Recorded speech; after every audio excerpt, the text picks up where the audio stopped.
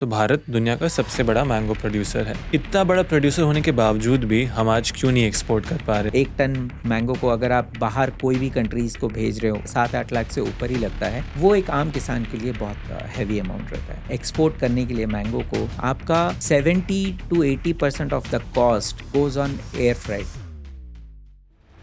बाहर के कंट्रीज को देख के हम लोग ने एक नया कंसेप्ट लेके आया, क्वांटम डेंसिटी मैंगो फार्मिंग। उसके द्वारा हम करीब 1500 पेड़ डाल सकते हैं हर एकड़ में। How does it compare to a normal mango orchard? हर एकड़ पे मिनिमम से मिनिमम आपको 12 से 15 लाख का मिल जाता है। तो ये क्या है quantum density mango farming model? इसके बारे में थोड़ा बताइए। देखो, ग्लोबली आम का बिजनेस $60 बिलियन है। बाकी जो छोटे देश हैं सर, जैसे मेक्सिको हम बात किए, थाईलैंड का बात किए, वो हमसे मतलब 1/10 या उससे भी कम प्रोडक्शन करते हैं, लेकिन वो एक्सपोर्ट क्यों कर पा रहे हैं? जो देखते हो कि $50 में यूएस में बिकते हैं, $60 में यूएस में बिकते, बट वो सभी जो बाहर के जो ट्रेडर्स हैं वो लोग कमाते हैं। इंडियन फार्मर है उसको $100 मिलता है। बट ये जो नमस्कार दोस्तों और स्वागत है आप सभी का एग्री टॉक के एक नए एपिसोड पर। हमारे आज के एपिसोड के मेहमान हैं मिस्टर सूरज पनीग्राफी सर, जो कि हैं founder of the company mango mess. अब दोस्तों, आम हमारे देश में बहुत उगता है, लाखों किसान उगाते तो हैं, लेकिन एक सबसे बड़ा प्रॉब्लम उनको होता है, वो है मार्केट का। कहाँ बेचना है, कहाँ मुझे सही भाव मिलेगा। आज के एपिसोड में हमने समझा है कि आप आम को एक्सपोर्ट कैसे कर सकते हैं, डोमेस्टिक में आम बेचने में और इंटरनेशनल में एक्सपोर्ट करने में क्या डिफरेंस आते हैं, आपको कितना ज़्यादा प्रॉफिट मिल सकता है, क्या क्या चैलेंजेस होते हैं, क्या स्टेप बाय स्टेप अप्रोच आपको फॉलो करना चाहिए। ये सब हमने आज के एपिसोड में काफ़ी गहराई में बात किया है। सूरज पनीग्राफी सर एक सक्सेसफुल एंटरप्रेन्योर रह चुके हैं, लेकिन आज वो बैंगलोर के पास लगभग 25 एकड़ में आम का बाग चला रहे हैं और एक काफ़ी इंटरेस्टिंग बिजनेस मॉडल है जहाँ वो ज़्यादा से ज़्यादा अपना माल एक्सपोर्ट कर रहे हैं, वो भी यूरोप और कनाडा जैसी जगह पर। अगर आपको सीखना है एक्सपोर्ट्स के बारे में, अगर आप अपना आम एक्सपोर्ट करना चाहते हैं, तो उस एपिसोड को ज़रूर देखिए और नीचे कमेंट्स में मुझे बताइए आपको ये एपिसोड कैसा लगा और अगले एपिसोड में आप हमारे चैनल पे कौन से गेस्ट को देखना चाहेंगे। Presenting to you mister Suraj Panigrahi sir, only on agri talk.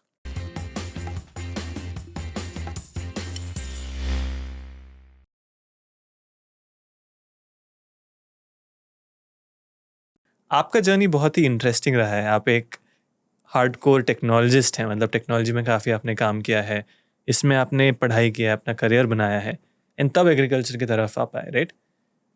What's your journey? जो लोग आपको जानते नहीं हैं, पहली बार देख रहे हैं, उनको आप अपने आप को कैसे इंट्रोड्यूस करते हैं, अपने कहानी को कैसे बताते हैं? 2 चीज़ आपने 2 क्वेश्चन पूछा है। फर्स्ट क्वेश्चन, अगर जो आपने बोला कि कुछ एग्रीकल्चर किसान भाई लोग हैं जो आज के दिन में कुछ टेक्नोलॉजी यूज़ करना चाहते हैं या उनको जो प्रॉब्लम्स हैं उससे कुछ अगर उनको कैसे ये टेक्नोलॉजी को यूज़ करें ताकि उनको कुछ फ़ायदा हो जाए एंड ऑल दोस थिंग्स। एक छोटा एनेक्डोट है, सेइंग है कि आज के दौर में हर किसान के पास एक स्मार्टफोन है। 3,000-4,000 रुपए का एक स्मार्टफोन है। अगर वो है तो उनके पास उतना इंफॉर्मेशन फ्री में अवेलेबल है जो कि 1990 में इंडिया में जो एग्रीकल्चर डिपार्टमेंट होता था गवर्नमेंट ऑफ इंडिया का, उनके पास उतना इंफॉर्मेशन, टेक्नोलॉजी इंफॉर्मेशन नहीं था एग्रीकल्चर बेस में, जितना आज की दुनिया में 3,000 रुपये एक स्मार्टफोन है तो उससे ज़्यादा इंफॉर्मेशन, फ्री इंफॉर्मेशन किसान को मिल सकता है अगर वो एक्सेस राइटली अगर कर ले तो अगर कोई भी किसान चाहता है कि उनको इंफॉर्मेशन चाहिए, उनको कुछ हेल्प चाहिए एंड ऑल दोस थिंग्स, बहुत इजीली फ़ोन में अवेलेबल है। बहुत सारे ऐप्स हैं जो कि आपको फ्री में आपको क्या डिज़ीज़ है, कुछ फ़ोटो स्कैन कर लो तो वो बता देंगे कि आपको क्या मिनरल डालना है, क्या पेस्टिसाइड डालना है, क्या करना चाहिए, डिज़ीज़ कब होगा, फ्रूट कैसा है, कहाँ पे बेचना चाहिए, एमएसपी, वो सेलिंग प्राइस कहाँ पे कितना है, वो जो भी उगा रहे हैं, ये सब चीज़ उसको आज हाथ में ही उसके इन्फॉर्मेशन है जो कि वो यूज़ करना चाहिए, लेकिन उनको मालूम नहीं है कि ये इन्फॉर्मेशन उनके फ़ोन में अवेलेबल है। मिलता है ऐसे सही में स्ट्रक्चर्ड तरीके से इन्फॉर्मेशन? स्ट्रक्चर्ड तरीके नहीं है बट अनस्ट्रक्चर्डली मिल जाता है थोड़ा बहुत, अगर क्योंकि उनको मालूम नहीं है कि ये फ़ोन में अवेलेबल है तो वो लोग एक्सेस नहीं करते हैं और वो यहाँ वहाँ भटकते हैं, इससे सुनते हैं, उससे सुनते हैं, बहुत सारी चीज़। लेकिन आज के दिन में उनको फ्रीली ये सभी इन्फॉर्मेशन फ़ोन में अवेलेबल रहता है। बहुत सारे ऐसे चैनल्स हैं, इनफैक्ट योर चैनल, आपका एक चैनल है, ऐसे बहुत सारे चैनल्स हैं, ऐप्स हैं जो कि किसान को फ्री में एजुकेशन, इनफैक्ट मैं खुद एक टेक्नोलॉजिस्ट हूँ, मुझे तो कोई मेरे ना खानदान में कोई था ना कुछ, फार्मिंग तो मैं गूगल से, यूट्यूब से, ये सभी चीज़ें पढ़ के ही तो मैंने किया है फ्री में, मैंने कोई पेमेंट, कोई पेड कोर्स कुछ नहीं किया है। हाँ, लेकिन इंटरेस्ट रहना चाहिए, जिज्ञासा रहना चाहिए कि हाँ मुझे करना है, सीखना है, कुछ अगर है तो फार्मर को आज के में इजीली ये मिल जाता है। बट आपने क्यों ये डिसाइड किया कि आपको एग्रीकल्चर करना है? आप काफ़ी अच्छा टेक्नोलॉजिस्ट थे, अपना करियर बना चुके हैं एंड एक well settled life, if I am not wrong, आप जी रहे थे, राइट? काफ़ी आपने अचीव कर लिया था, बट आप में वो क्या जिज्ञासा थी कि आप सोचे नहीं अब तो मुझे खेती करना है? अ, दो रीज़न है।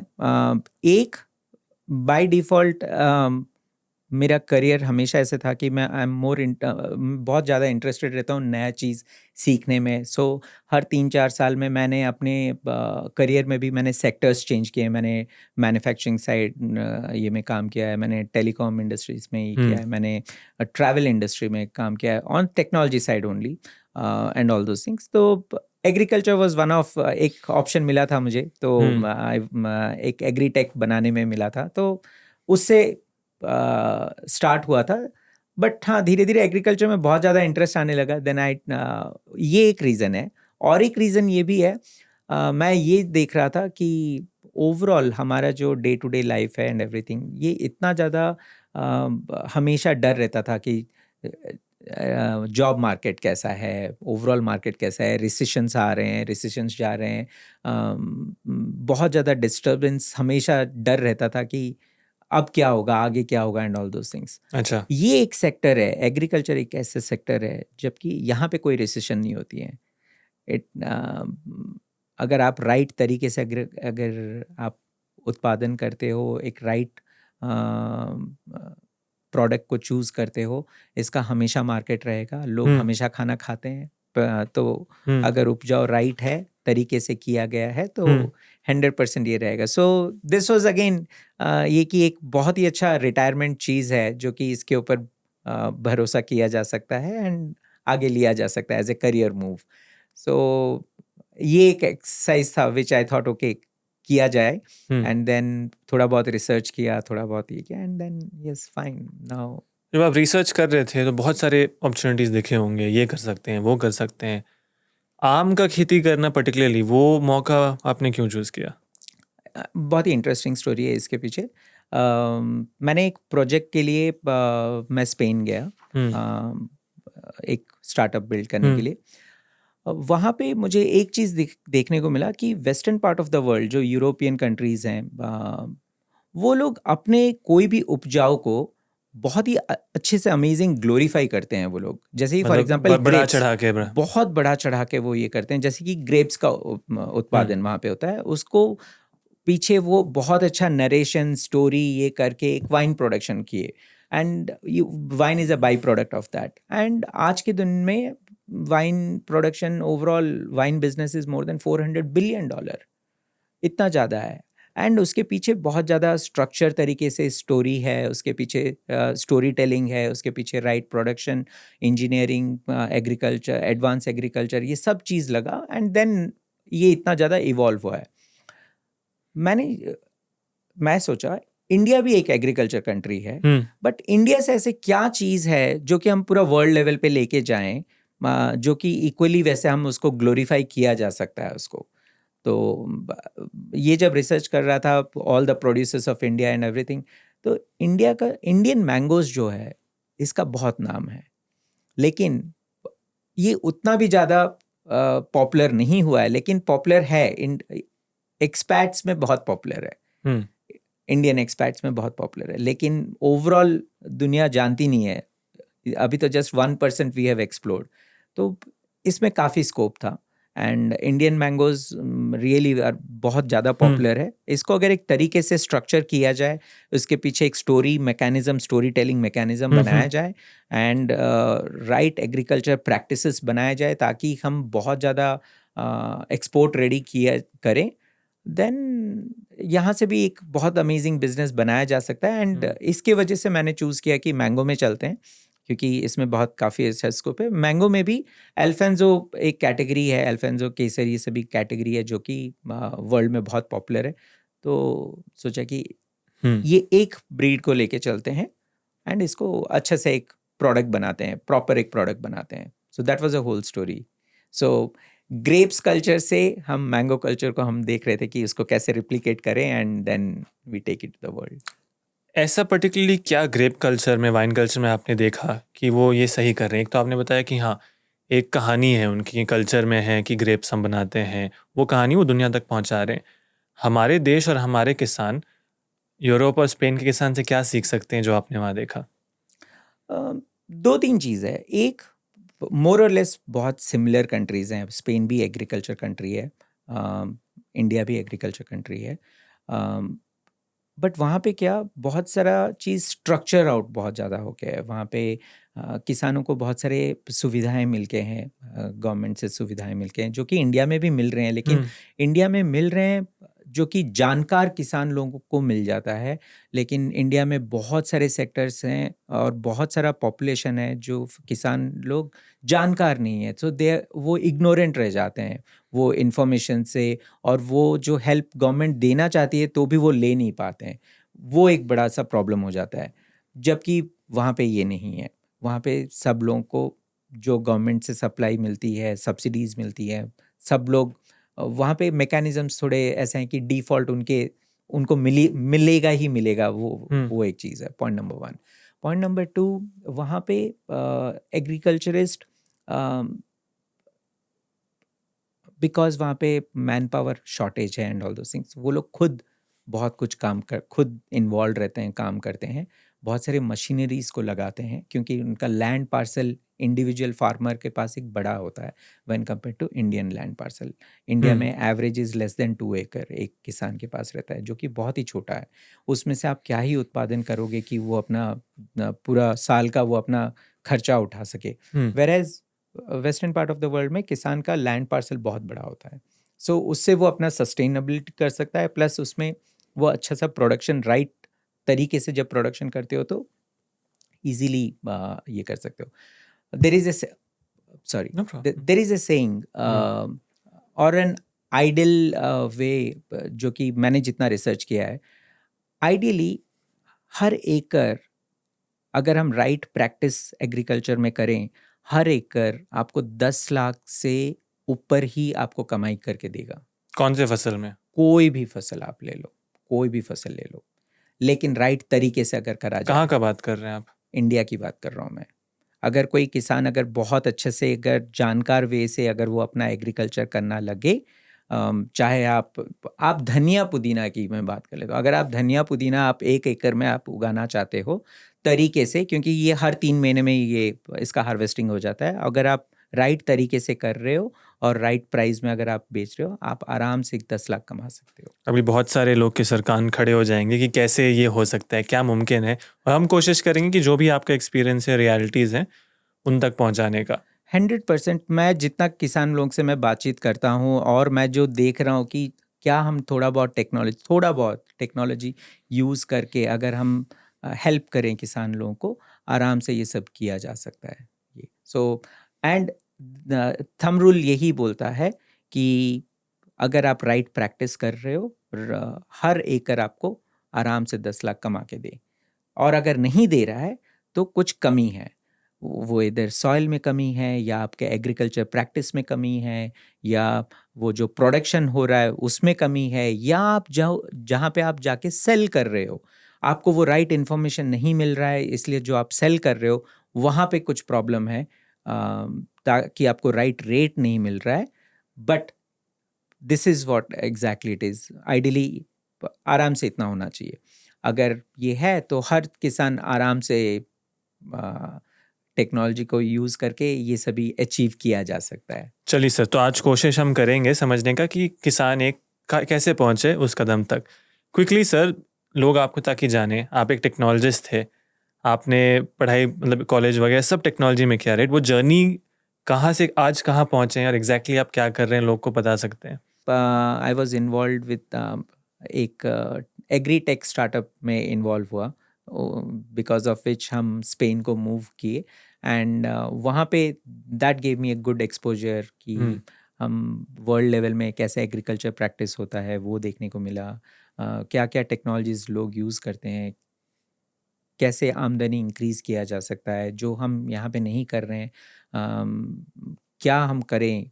और टेक्नोलॉजी बिकॉज़ वो हमारा सबसे ज़्यादा स्ट्रेंथ था, वो हम कैसे इसमें लेके आएँ ताकि राइट एग्रीकल्चर प्रैक्टिस हो और इसको बढ़ावा दिया जाए। सो ये दोनों को ब्रिज करके एंड मेरा बिकॉज़ मेरा कोई भी बैकग्राउंड नहीं है एग्रीकल्चर में, सो मेरा single source of truth of understanding कि पढ़ाई क्या किया जाए, गूगल, यूट्यूब, चैनल लाइक आपका जैसे ऐसे बहुत सारे ये हम यूट्यूब देख देख के, गूगल में पढ़ पढ़ के हम पूरा ये सभी बनाए एंड हाँ आज अभी मैं नहीं बोल रहा हूँ कि ये कोई सक्सेस है, बट दिस इज़ ए ये पाथ है सक्सेस आगे जाने के लिए कि अगर इसमें आप जुड़े रहें तो डेफिनेटली कुछ ना कुछ तो किया जा सकता है। एक इंडियन एग्रीकल्चर प्रैक्टिस को एक वर्ल्ड मैप में डेफिनेटली डाला जा सकता है। मैंगो फार्मिंग सर, जो हम उसके बारे में बात करते हैं, तो भारत दुनिया का सबसे बड़ा मैंगो प्रोड्यूसर है। हमारे देश में हम फल सोचते हैं तो सोचते हैं सबसे पहले आम, लेकिन जब एक्सपोर्ट्स का बात करते हैं, ग्लोबल मार्केट का बात करते हैं, तो हमारा एक्सपोर्ट लगभग 30 से 32 हज़ार टन के आसपास ही है फ्रेश मैंगोज़ का। इतना बड़ा प्रोड्यूसर होने के बावजूद भी हम आज क्यों नहीं एक्सपोर्ट कर पा रहे हैं पूरी दुनिया में? क्योंकि आई थिंक असली अपॉर्चुनिटी जो है एक्सपोर्ट मार्केट में है, जो शायद हमारे किसान सीख के बेनिफिट कर सकते हैं। ओके, जस्ट उससे पहले नेशनल फ्रूट ऑफ इंडिया आम ही है, मैंगो ही है। इंडिया का नेशनल फ्रूट इज मैंगो, बल्कि देर आर और भी 2-3 कंट्रीज हैं जो जिनका नेशनल फ्रूट, पाकिस्तान का भी नेशनल फ्रूट मैंगो है। अच्छा, पाकिस्तान का भी? यस। सो तो ऐसे 3 कंट्रीज तो लड़ रहे कि हमारे नेशनल फ्रूट मैंगो है, बट बहरहाल वो अलग बात है। हाँ, यस, इंडिया में सबसे ज़्यादा मैंगो प्रोड्यूस होता है, नो डाउट, लेकिन एक्सपोर्ट में हम लोग एब्सोल्युटली बहुत ही कम है। इनफैक्ट 1-2% ही मैंगो एक्सपोर्ट हो पाता है। 2-3 मेजर रीजंस हैं। एक, आम उगाने में जो किसान भाई लोग जो यूज़ करते हैं इन terms of like growing mango, right practices वो यूज़ करते हैं, वो बहुत कम लोग हैं जो राइट प्रैक्टिसेस यूज़ करके आम को उगाते हैं। दैट वो एक रीज़न है कि वही मैंगोज़ बाहर जा सकते हैं। अगर आप बहुत ज़्यादा पेस्टिसाइड्स यूज़ करते हो, बहुत ज़्यादा कोई केमिकल यूज़ करते हो, बहुत सारे European countries, US, Australia, New Zealand, ये सभी कंट्रीज़ इसीलिए बैन कर देते हैं इंडियन मैंगोज़ क्योंकि उसमें बहुत ज़्यादा पेस्टिसाइड्स पाया जाता है। इसीलिए बहुत सारा अपेडा ने इनफैक्ट इसीलिए बहुत सारे राइट प्रैक्टिसेस फ्लोट आउट किए हैं। बहुत सारे पैक हाउस हैं जिनको वहाँ से ही मैंगो को राइट रेडीनेस किया जाता है, बॉक्सिंग किया जाता है, पैकिंग वैकिंग करके एक प्रोसीजर है, hot water treatment, gamma radiations, ऐसे बहुत सारे प्रोसेस हैं for various different countries, and तभी उसको बाहर लेके जा सकते हैं। डेफिनेटली एक्सपोर्ट में बहुत ज़्यादा बिजनेस है, लेकिन वहाँ पे 2-3 चीज़ है। एक आम किसान को अगर बाहर एक्सपोर्ट करना है, एक आयरनी है, एक दुविधा ये है, एक्सपोर्ट करने के लिए मैंगो को आपका 70-80% of the cost goes on air freight. Flight में भेजना रहता है क्योंकि वो एक ही तरीका है आम को भेजने का बाहर के कंट्रीज़ को। 1 टन मैंगो को अगर आप बाहर कोई भी कंट्रीज़ को भेज रहे हो, उससे ऊपर ही लगता है, 7-8 लाख से ऊपर ही लगता है। वो एक आम किसान के लिए बहुत हैवी अमाउंट रहता है। तो अगर इसमें कोई अगर गवर्नमेंट ऑफ इंडिया का भी इंटरेस्ट लेके अगर इसको कुछ मैकेनिज्म किया जा सके, आई डोंट नो कैसे, मैं भी स्ट्रगल कर रहा हूँ, मैं भी अभी सीख ही रहा हूँ, but this is where exactly हमको सोचना चाहिए कि इसको कैसे किया जाए। अगर ये इस पर कुछ वर्कआउट हो जाए, ये जो 1-2% जो आम जाता है बाहर के कंट्रीज़ को, ये आराम से हम लोग इसको 10-12% या उससे भी ज़्यादा हम लोग ये कर सकते हैं।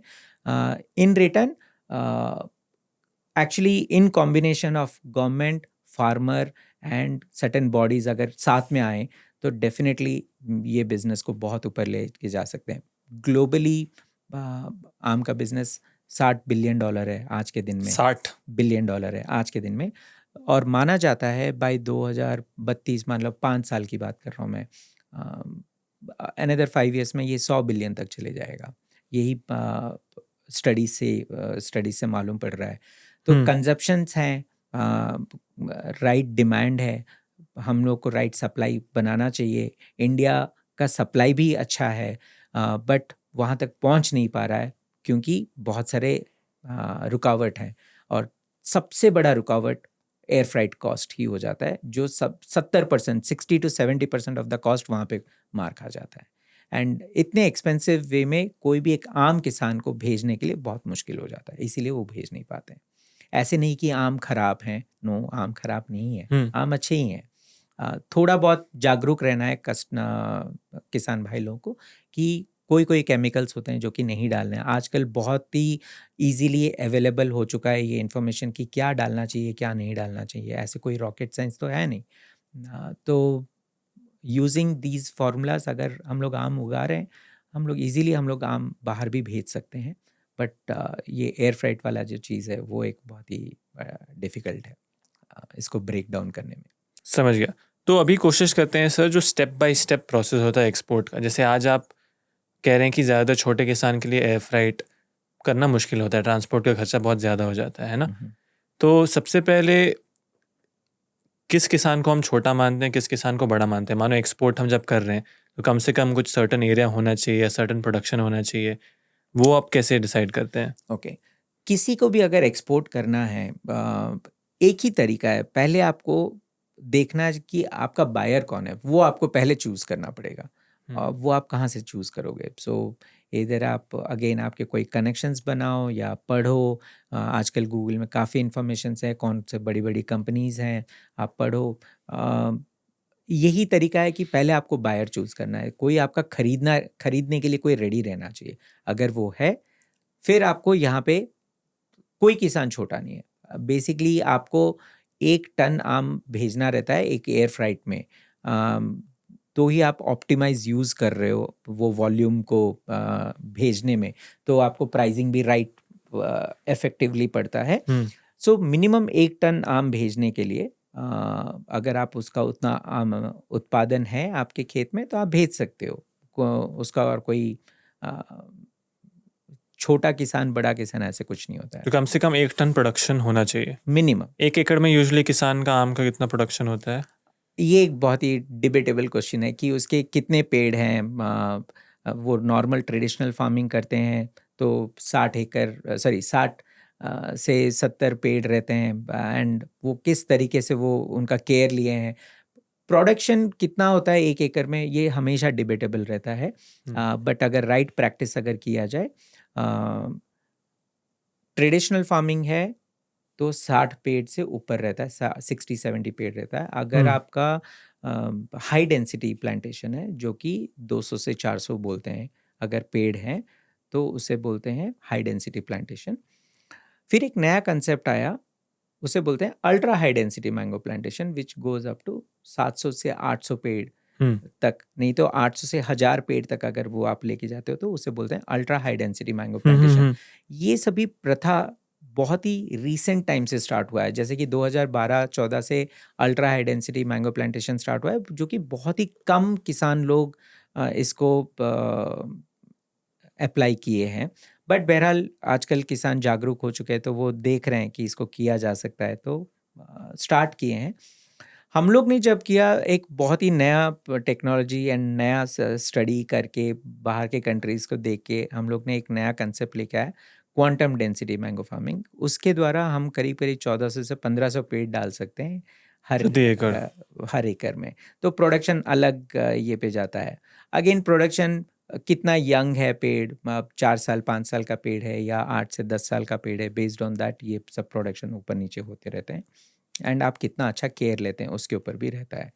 सो मान के चलते हैं, अगर एक क्योंकि आज के किसान भाई लोग जो हैं, जो मैंगो प्लांटेशन लगे हैं, वो 15-20 साल पुराने मिनिमम ही हैं, क्योंकि जो रीसेंट टाइम्स में जो मैंगो प्लांटेशन किए होंगे वो बहुत ही कम लोग हैं।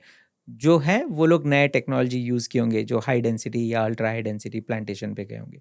बट अदरवाइज मैंगो प्लांटेशन तो इंडिया में तो बहुत पुराने, जितने भी फार्म्स हैं आप पूछोगे ऑन एवरेज तो 20-25 साल या 30 साल पुराने ही हैं। और वो अगर वैसा है 30 साल पुराना ही है तो वो तो 60 पेड़ या 70 पेड़ मैक्सिमम या 80 पेड़ लगा लिए होंगे, उससे ज़्यादा कोई नहीं लगाता है। तो उनका प्रोडक्शन भी 3 टन 4 टन से ज़्यादा नहीं होता है, जहाँ तक मुझे मालूम है। हो सकता है कोई बहुत ज़्यादा केयर ले रहा हो तो उनका 5 टन निकल जाता हो, बट उससे ज़्यादा नहीं होता है। चलो ठीक है, आप कह रहे हैं 1 टन भी है तब एक्सपोर्ट कर सकते हो, आराम से कर कोई सकते हो। प्रॉब्लम नहीं है। ऑल दैट आपको करना है कि आपका अगर कोई बायर है। बायर कैसे खोजे सर? मतलब जो आप स्टार्ट किए थे, तो ये बायर मैं कैसे डायरेक्ट इंटरनेट से खोजता हूँ, क्या करते हैं? इसके स्टेप बाय स्टेप बताइए, जो किसान शायद एक्सपोर्ट करना चाहे वो समझ सके। मेरी साइड में एक हेल्पफुल ये हो गया कि मैं बाहर रह गया हूँ, तो मुझे मेरा एक्सपोजर बाहर रह गया, तो मुझे इजीली डिस्ट्रीब्यूटर्स बायर्स डायरेक्टली मुझे मिल गए। अदरवाइज ओवर हियर अगर यहाँ पे रह के अगर ढूंढना है, ढूंढ सकते हैं। ऑब्वियसली आई विल से कि गूगल एक माध्यम है जहाँ से आप कर सकते हो। अपेडा एक्चुअली आपको बहुत हेल्प कर सकता है। आप रेस्पेक्टिव स्टेट्स के अपेडा डिपार्टमेंट जो ऑफिस है वहाँ पे जाइए। वहाँ पे ऑफिसर्स बहुत ही हेल्पफुल भी रहते हैं। आप उनसे आप ज़रूर पूछिए कि हम एक्सपोर्ट करना चाहते हैं, तो उसके 2-3 प्रोसेस होते हैं। आप वहाँ पे रजिस्टर्ड रहना चाहिए, आपका फार्म वहाँ पे रजिस्टर्ड रहना चाहिए। फिर 1-2 और लाइसेंसेस और लेने पड़ते हैं, इम्पोर्ट एक्सपोर्ट लाइसेंस लेने पड़ते हैं। उसका एक प्रोसेस है जो कि हम आपको भेज देंगे, तो आप अपने किसान भाई लोग को शेयर कर सकते हैं। वो सब कर लेने के बाद अपेडा ने कुछ हर स्टेट में ऑथराइज्ड पैक हाउस सेट रखे हैं। आप उनके माध्यम से आप अपने आम को वहाँ पे भेजिए। वहाँ पे एक ट्रीटमेंट्स होते हैं, कौन से कंट्री को जाने के लिए कौन से ट्रीटमेंट्स होते हैं। अच्छा। जैसे यूरोप जाएगा तो वो अलग ट्रीटमेंट होता है, यूके को जाएगा तो वो अलग ट्रीटमेंट होता है, यूएस को जाएगा तो उसके और 2-3 एक्स्ट्रा ट्रीटमेंट्स होते हैं। तो ये पैक हाउस ये सभी इक्विप्ड रहते हैं कि ये सब ट्रीटमेंट वो करेंगे। उसका एक प्रोसेसिंग चार्जेस होते हैं हर किलो के हिसाब से। वो वहाँ पे ट्रीटमेंट होगा, फिर आम को सुखाया जाएगा, हॉट वाटर ट्रीटमेंट किया जाएगा, फिर उसको प्रॉपरली पैक किया जाता है बॉक्सेस में एंड देन राइपनिंग चेम्बर्स में डाला जाता है। उसका एक 30-40% राइपनिंग करने के बाद वो राइपनिंग ट्रिगर किया जाता है। उसके बाद वो लोग वो एयरपोर्ट को, नियरेस्ट एयरपोर्ट को भेजा जाता है, वहाँ से एक्सपोर्ट किया जाता है। तो यही प्रोसेस है। कोई रॉकेट साइंस है नहीं, स्ट्रक्चर्ड है, बट यही स्ट्रक्चर है। इसको अगर कोई भी किसान भाई लोग अगर कर रहे हैं तो इजीली फिर भेज सकते हैं। ऐसे कोई इसके लिए आपको ज़्यादा मार्केटिंग, इसके लिए आपको ज़्यादा कि मैं बॉक्सेस कैसे होंगे, मुझे ये क्या होगा, वो ये सभी चीज़ पैक हाउस लोग आपको इजीली बता भी देंगे, प्लस आपको हेल्प भी कर देंगे कि वो लोग ही प्रिंटिंग करवा देंगे, वो लोग ही पैकिंग करवा देंगे, सब कुछ ये सभी सुविधा मिलता है। अपेडा ने ये सब चीज़ बहुत अच्छे से करके रखा है। तो आप कह रहे हैं यदि मैं किसान हूँ और सही ग्रोइंग प्रैक्टिसेस फॉलो किया मैंने, पेस्टिसाइड का ज़्यादा इस्तेमाल नहीं किया, प्रॉपर क्वालिटी का मैंगो प्रोड्यूस किया और मैं अपेडा के साथ जुड़ जाऊँ, तो मैं डायरेक्टली एक्सपोर्ट कर सकता हूँ? एब्सोल्युटली कर सकते हो। मैं यही बोलना चाहूँगा कि इंडिया में बेचना एंड बाहर बेचने में खाली इतना ही अंतर है कि इंडिया में आप बेचते हो तो आपको मार्जिन बहुत कम मिलता है। बाहर जो भेजते हैं एक अफवाहें हैं कि बाहर तो हर आम का डब्बा 20 यूरो $50 में बिकते हैं, तो काफ़ी ज़्यादा फ़ायदा होता होगा। ऐसे कुछ नहीं होता है, ये सब मिथ है। ये सभी बीच में जो ट्रेडर्स होते हैं वो लोग ज़्यादा कमाते हैं, बट एज ए फार्मर इतना है कि आपको हर किलो पे आपका प्रॉफिट मार्जिन ₹100 ज़रूर मिलता है। तो आप कह रहे हैं कि क्योंकि जैसे ही कोई एक्सपोर्ट सुनता है या कोई एक्सपोर्ट करेगा, मेहनत करेगा, उद्देश्य तो यही है कि ज़्यादा पैसा मैं कमाऊंगा तभी मैं एक्सपोर्ट करूंगा। वो जो आप सोच रहे हो ज़्यादा पैसा जो कमाएगा, वो आप कहीं पे भी कोई भी लेवल आप इंडिया में आज के दिन में भी जो भी एक्सपोर्ट कर रहे हैं, हर किलो पे ₹100 से ज़्यादा नहीं मिलता है। बट ये ₹100 मार्जिन है, प्रॉफिट मार्जिन, प्योर आपका सब खर्चा जाने के बाद आपको घर में ₹100 मिलता है पर किलो, पर किलो। बट उससे ज़्यादा कुछ नहीं मिलता है। देश में कितना, हमारे देश में कितना मिलता है ऑन एन एवरेज? सब खर्चा जाके अगर एक ऑन एन एवरेज अगर ₹60-70 का अगर आम किलो अगर एक किसान आम बेचता है, तो सब कुछ खर्चा जाने के बाद उसको 20-30 रुपए का मार्जिन मिलता है। तो आप कह रहे हैं हमारे देश में बेच के 20-30 मिलता है, लेकिन बाहर आप बेचो तो 5 100 गुना रुपए। ज़्यादा, ऑलमोस्ट 100 हाँ। रुपये प्रॉफिट हम्म। पर केजी मुझे मिल सकता है, बट उतना ही मिलता है, उससे ज़्यादा नहीं। उससे ज़्यादा नहीं मिलता है। बाकी जो आप जो देखते हो कि $50 में कहीं पे यूएस में बिकते हैं, $60 में यूएस में बिकते हैं, यूरोप में 30 यूरो में बिकते हैं 1.5 किलो, ये सभी वो 30 यूरो में बेचते हैं। बट वो सभी जो बाहर के जो ट्रेडर्स हैं वो लोग कमाते हैं। इंडियन जो फार्मर है उसको 100 रुपये मिलता है। बट ये जो भी है, ये जो 30 यूरो में जो यूरोप में मिलता है, $50-60 में जो यूएस में मिलता है, इसका मेन रीज़न है कि इसमें जो 70% ऑफ द कॉस्ट है वो एयर फ्राइट कॉस्ट है। वो ऐसे नहीं कि ये कोई ट्रेडर को भी कोई ज़्यादा प्रॉफिट हो जा रहा है। ट्रेडर भी 2 यूरो 3 यूरो या $4 $5 ही कमाता है, उससे ज़्यादा कमाते नहीं है। मेजर कॉस्ट ये पूरे जो आप देखते हो, ये पूरा कॉस्ट एयर फ्राइट का ही है। 60 से 70% कॉस्ट एयर फ्राइट का निकल जाता है। एक उदाहरण के साथ, कुछ नंबर्स के साथ समझ सकते हैं हाँ सर। हाँ, जैसे मानो आप अभी, आपका खेत बैंगलोर में है, राइट? राइट। तो बैंगलोर में आप खेती कर रहे हैं, रफली कितने एकड़ में सर? 20 एकड़ में हम 20 एकड़ में आपने अपना आम का बाग लगाया है, बहुत ही हाई डेंसिटी प्लांटेशन में। उसके बारे में हम बात करेंगे, क्वांटम हाई डेंसिटी एकदम, राइट। उस पे आएंगे। बट उससे भी पहले लोग को नंबर्स समझा दीजिए। एक टन का लेके चलते हैं। अगर मान लो मैं 1 टन आम मैं यूरोप भेजता हूँ, यूरोप में कोई भी देश को भेजता हूँ, उसका एक उदाहरण लेके चलते हैं। फॉर एग्जाम्पल, तो जनरली क्या होता है, 1 टन एग्जैक्टली नहीं होता है, वो 1200 किलो होता है। 1200 किलो का एक वॉल्यूमेट्रिक बॉक्स होता है, उसे बोलते हैं एक पैलेट पूरा, जो कि एयर फ्राइट, कोई भी एयरवेज वही एक्सेप्ट करता है। वो मिनिमम उतना आपको 1200 किलो भेजना ही भेजना होता है। तो अगर फ्लाइट से भेज रहे हो तो मिनिमम या मैक्सिमम? नहीं, मिनिमम। अच्छा, मैक्सिमम। मैक्सिमम आप 2 पैलेट ले लो, 3 पैलेट ले लो, जितने पैलेट है वो एक पैलेट होता है, 1200 किलो का एक पैलेट होता है। तो आपको उसमें फिट इन करना रहता है मैंगो बॉक्सेस। तो अगर आप राइट वॉल्यूमेट्रिक वेट वाइज आप देखोगे तो कोई भी पैक हाउस आपको यही गाइड करेगा कि 1200 किलो आपको भेजना चाहिए। अब आप बोलोगे मैं 800 किलो भेजूंगा, 700 किलो भेजूंगा, भेज सकते हो। तो वो पूरा जो लोडिंग कॉस्ट है, ये खर्चा ज़्यादा हो जाएगा। तो 1200 किलो में भेजने से राइट ये आता है। नाउ इसका मैं आपको पूरा ब्रेकअप दे देता हूँ कि होता क्या है। तो करीब करीब मैं जो बोलता हूँ कि एक आम फार्मर अपना 1 टन का मैंगोज अगर ये कर रहा है, तो 100 रुपये के हिसाब से भी अगर हम आम लगा रहे हैं, तो करीब करीब आपका हो गया कितना, 1,20,000 हो गया आपका आम का कॉस्ट, ये आ गया। फिर करीब करीब एयर फ्राइट करीब करीब 4.5 लाख से 5 लाख का एयर फ्राइट कॉस्ट आ जाता है उतना वेट के लिए। फिर आपका रहता है प्रोसेसिंग चार्ज। पैक हाउस में जो आप पैक हाउस को भेजे, वो लोग अपना एक 40 से 50 हज़ार कॉस्ट रहता है, जो कि ये गवर्नमेंट कॉस्ट है। जो अपेडा का जो फैसिलिटी आप यूज़ कर रहे हो, वो सभी 50 हज़ार रहता है। फिर आपका ट्रांसपोर्टेशन का मान लो आपके फार्म से पैक हाउस तक, पैक हाउस से एयरपोर्ट तक, ये करीब करीब 10,000 तक हो जाता है। फिर फाइटो सर्टिफिकेट एक चाहिए होता है, जो कि गवर्नमेंट अधिकारी आके वो क्या नाम है सर्टिफिकेट का? फाइटो। हाँ, अच्छा। सर्टिफिकेट रहता है, वो करीब करीब 5,000 तक लग जाता है वो सर्टिफिकेट ये करने के लिए। तो ये सभी खर्चा करके आप एयरपोर्ट भेजते हैं। एयरपोर्ट में कस्टम क्लियरेंस होता है, उसका एक फ़ीस होता है।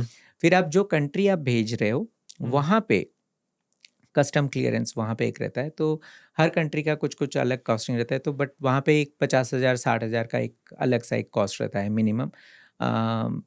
तो अगर आप ये सभी चीज़ आप देख लोगे तो करीब करीब आपका 7 से 8 लाख का मिनिमम खर्चा आ जाता है ओवरऑल 1 टन और रैदर 1200 किलो आम वहाँ पे पहुँचाने के लिए, including cost of production. Including cost of production. ठीक है, इतने में वहाँ पे पहुँचता है। अब वहाँ पे जो भी ट्रेडर है, जो भी या बायर है, जो भी वो लेके नॉर्मल वहाँ पे जो आम इंडियंस हैं जो खरीदते हैं बॉक्सेस, वो लोग करीब करीब आप मान लो 15 से 18 यूरो देते हैं एक 1.5 किलो के लिए वो लोग खर्च करके बॉक्सेस खरीदते हैं। 18 यूरो मतलब रुपए में कितना हो गया? 1800 रुपये आप 100 के 100 हिसाब से ही लेके चलो। अभी 110 चल रहा है, मैं आपको इजी कैलकुलेशन के लिए बोल रहा हूँ। 18 यूरो तो मान लो 18 1800 यूरो रुपये पर बॉक्स, 1.5 किलो। अच्छा, तो 1.5 किलो का 1800 रुपये। 1800 रुपये करीब करीब आप वो 110 आप कन्वर्शन चार्ज रखोगे या आज के दिन में जो चल रहा है वो। तो ये है पूरा मैथ्स जो बैठता है। लेकिन आप अगर अपनाओ पूरा बैक कैलकुलेशन करके, एक जो फार्मर ने जो अपना आम बेचा था उसको कितना मिला, उसको 100 रुपये पर किलो मिला है उसको। सो ये है पूरा कहानी। सो एक्सपोर्ट सोचते हैं लोग कि बहुत बहुत ज़्यादा प्रॉफिटेबल है, बट उतना नहीं है। बट 5 गुना ज़्यादा है। आपने जैसे बोला, इंडिया में बेचने से बेटर है अगर आप प्रॉपरली, अगर इसको थोड़ा मेहनत करके अगर आप बेच रहे हो तो 5 गुना में। तो मेरा 8 लाख रुपए लगा पर 1 टन 1200 किलो। तो पर किलो कितना हो गया? मेरा कैलकुलेटर मुझे फ़ोन दे दीजिए, मैं can I calculate if you हाँ शुभम, प्लीज। फ़ोन दीजिए ना, थोड़ा नंबर्स फिर बैठा लेंगे एक बार में। Thank you. क्योंकि हाँ। जनरली बाहर के कंट्रीज में किलो नहीं बेचते हैं, इधर वो हाफ डजन बेचते हैं, नहीं तो फुल डजन बेचते हैं। तो हाफ डजन जो होता है वो 1.5 किलो हो जाता है करीब करीब, और एक फुल डजन अगर हो गया तो वो करीब करीब 3 से 3.5 किलो हो जाता है। तो 8 लाख मेरा हो गया पर divided by 1200 is my cost of growing, है ना? कॉस्ट ऑफ ग्रोइंग नहीं, cost of sending, cost of पूरा ग्रोइंग वोइंग सब मिला के तो 667 रुपीज पर केजी मेरा हो जाता है। Kind of. और आप कह रहे हैं सेलिंग प्राइस मेरा हो गया कितना? 1800 रुपए। तो 1200 रुपए मतलब टोटल मार्जिन मेरा नहीं होता, लेकिन ट्रेडर वेडर मिला के यस तो 1100 रुपए वो खा जाते हैं रफली।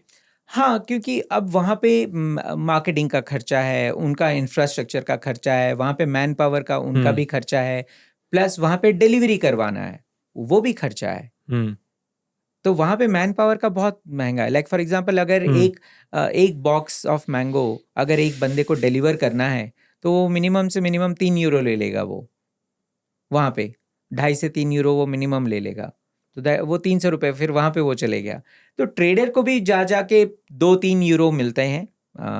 या आप मान लो यूएस की बात अगर करें, आज के दिन बहुत ज़्यादा न्यूज़ भी चल रहा है कि इस बार काफ़ी ज़्यादा यूएस में मैंगोज़ को ख़रीदा गया है and all those things. But जो एक्चुअल सेलर है वो $5 से ज़्यादा नहीं कमाता है वहाँ पे। उसका ओवरऑल प्रॉफिट मार्जिन $5 से ज़्यादा नहीं रहता है। इनफैक्ट उससे कम ही रहेगा, क्योंकि वेस्टेजेस भी वहाँ पे रहते हैं। वो वेस्टेजेस कोई कैलकुलेट नहीं करता है। वो मिनिमम से मिनिमम 5 से 8% तो वेस्टेज होते ही होते हैं। असल में आप देखो सर, तो आपका कमाई तो मेजरली करेंसी पे हो रहा है, क्योंकि हमारा करेंसी का वैल्यू यहाँ कम है, वैल्यू वहाँ पे ज़्यादा है। हाँ, वही सही है। इसीलिए मैं जो ये स्टार्ट करने से पहले भी मैं यही बोल रहा था कि अगर आप एक्सपोर्ट करते हो, हर किलो पे आपको 100 रुपए का प्रॉफिट मिलता है। प्रॉफिट आपकी खुद के फार्मिंग जर्नी में सर आपने एक्सपीरियंस किया है, आप कहाँ कहाँ अभी एक्सपोर्ट कर रहे हैं वो थोड़ा समझा सकते हैं? अपने पर्सनल फार्मिंग के बारे में लोग को बताइए। अभी फ़िलहाल हम लोग, ये हमारा पहला साल है, हम एक्सपोर्ट करना चालू किए हैं एंड एज ऑफ नाउ काफ़ी अच्छा रहा है।